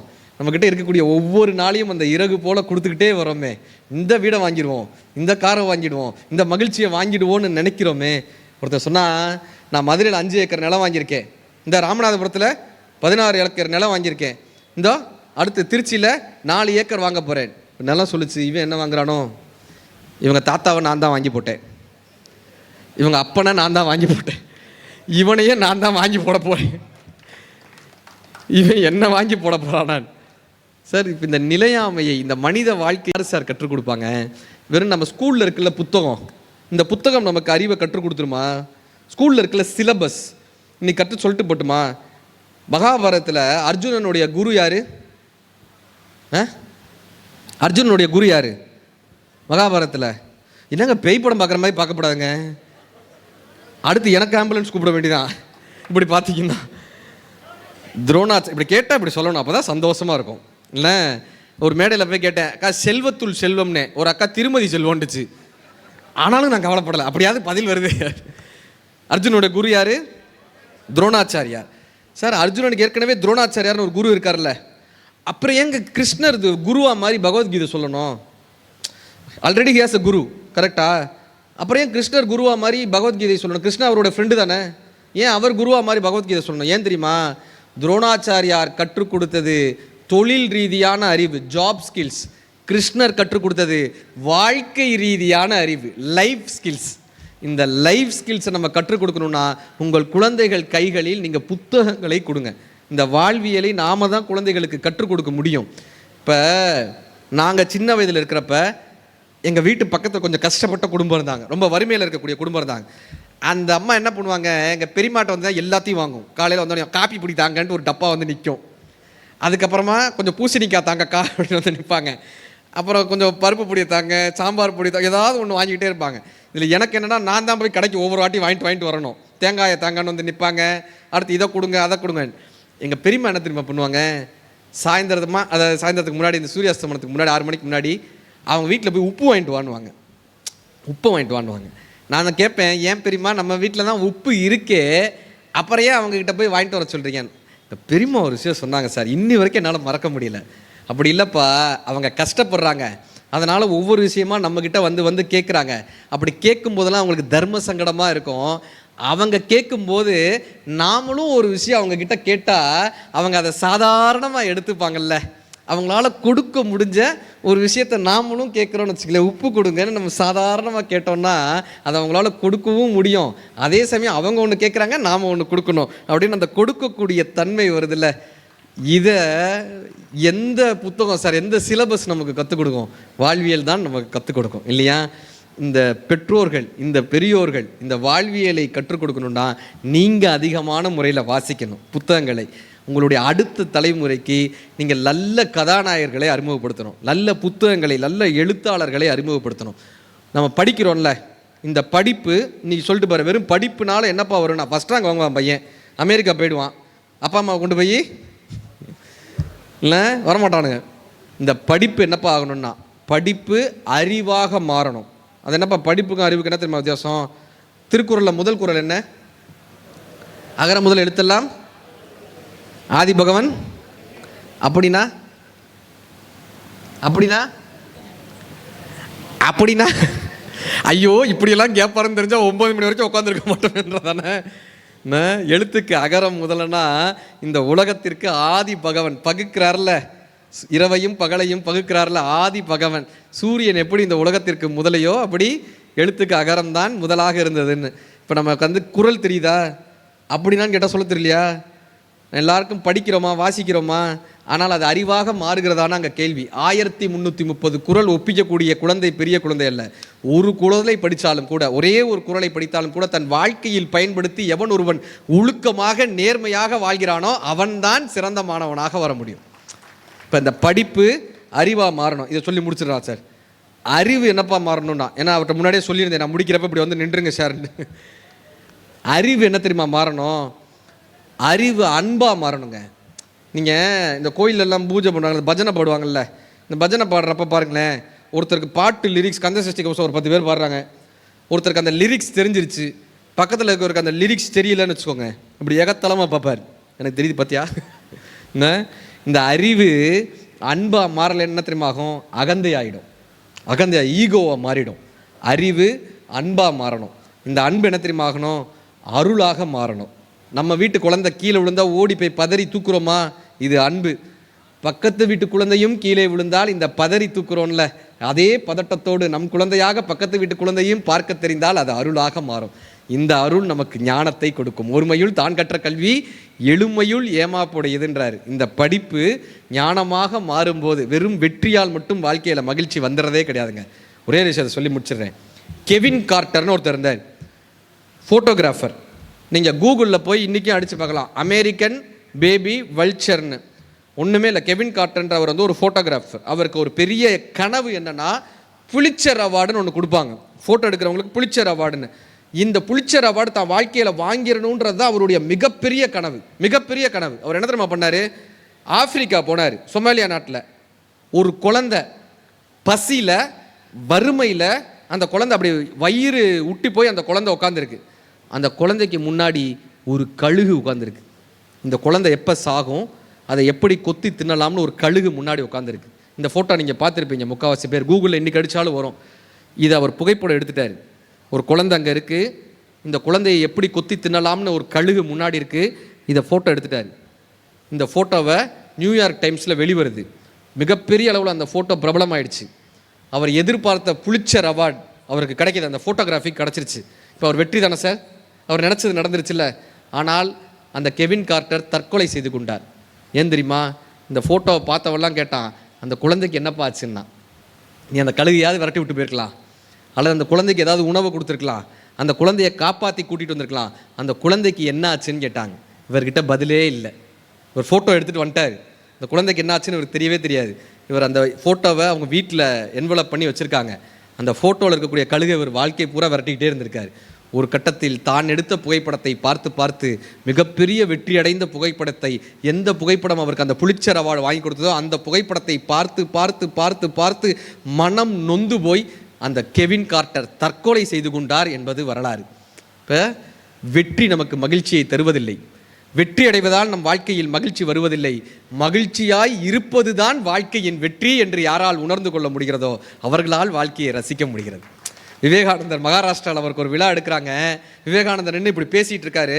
ஒவ்வொருத்தரும் விவாதம் பண்ணுறாங்க. பண்டிதர்கள், அறிவாளிகள், ஞானிகள் ஒவ்வொருத்தரும் விவாதம் பண்ணுறாங்க. கிட்டத்தட்ட 4 மணி நேரம் 5 மணி நேரம் அவர் பேசிக்கிட்டே இருக்கார்.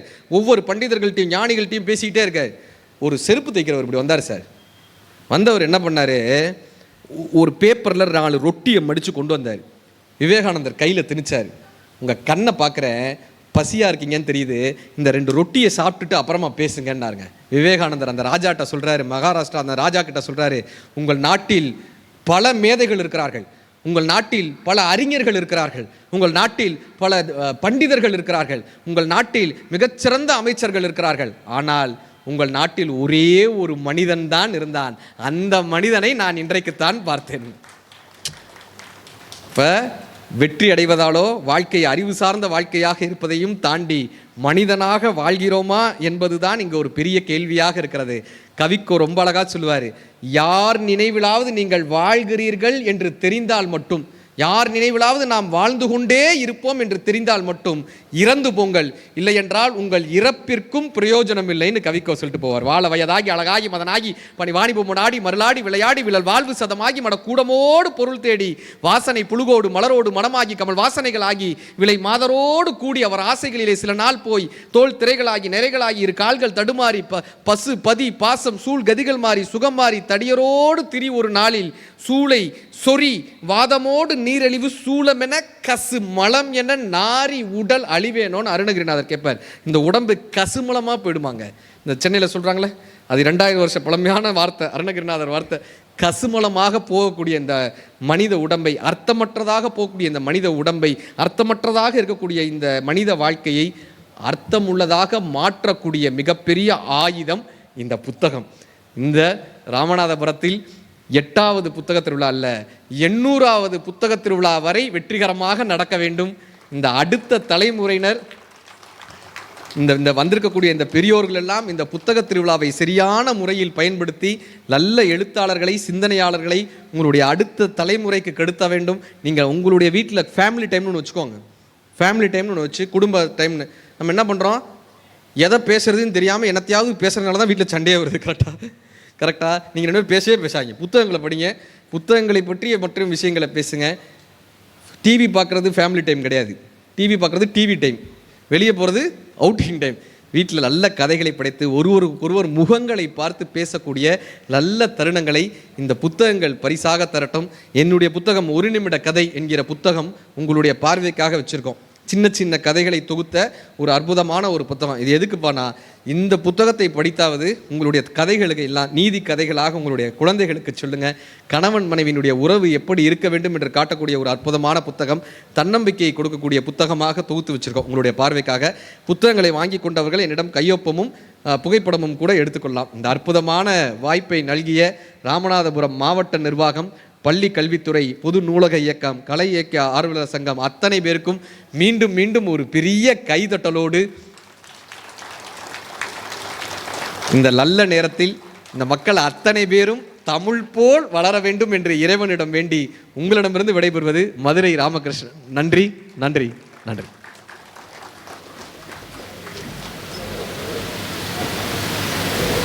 எல்லாம் முடிச்சுடுவாங்க.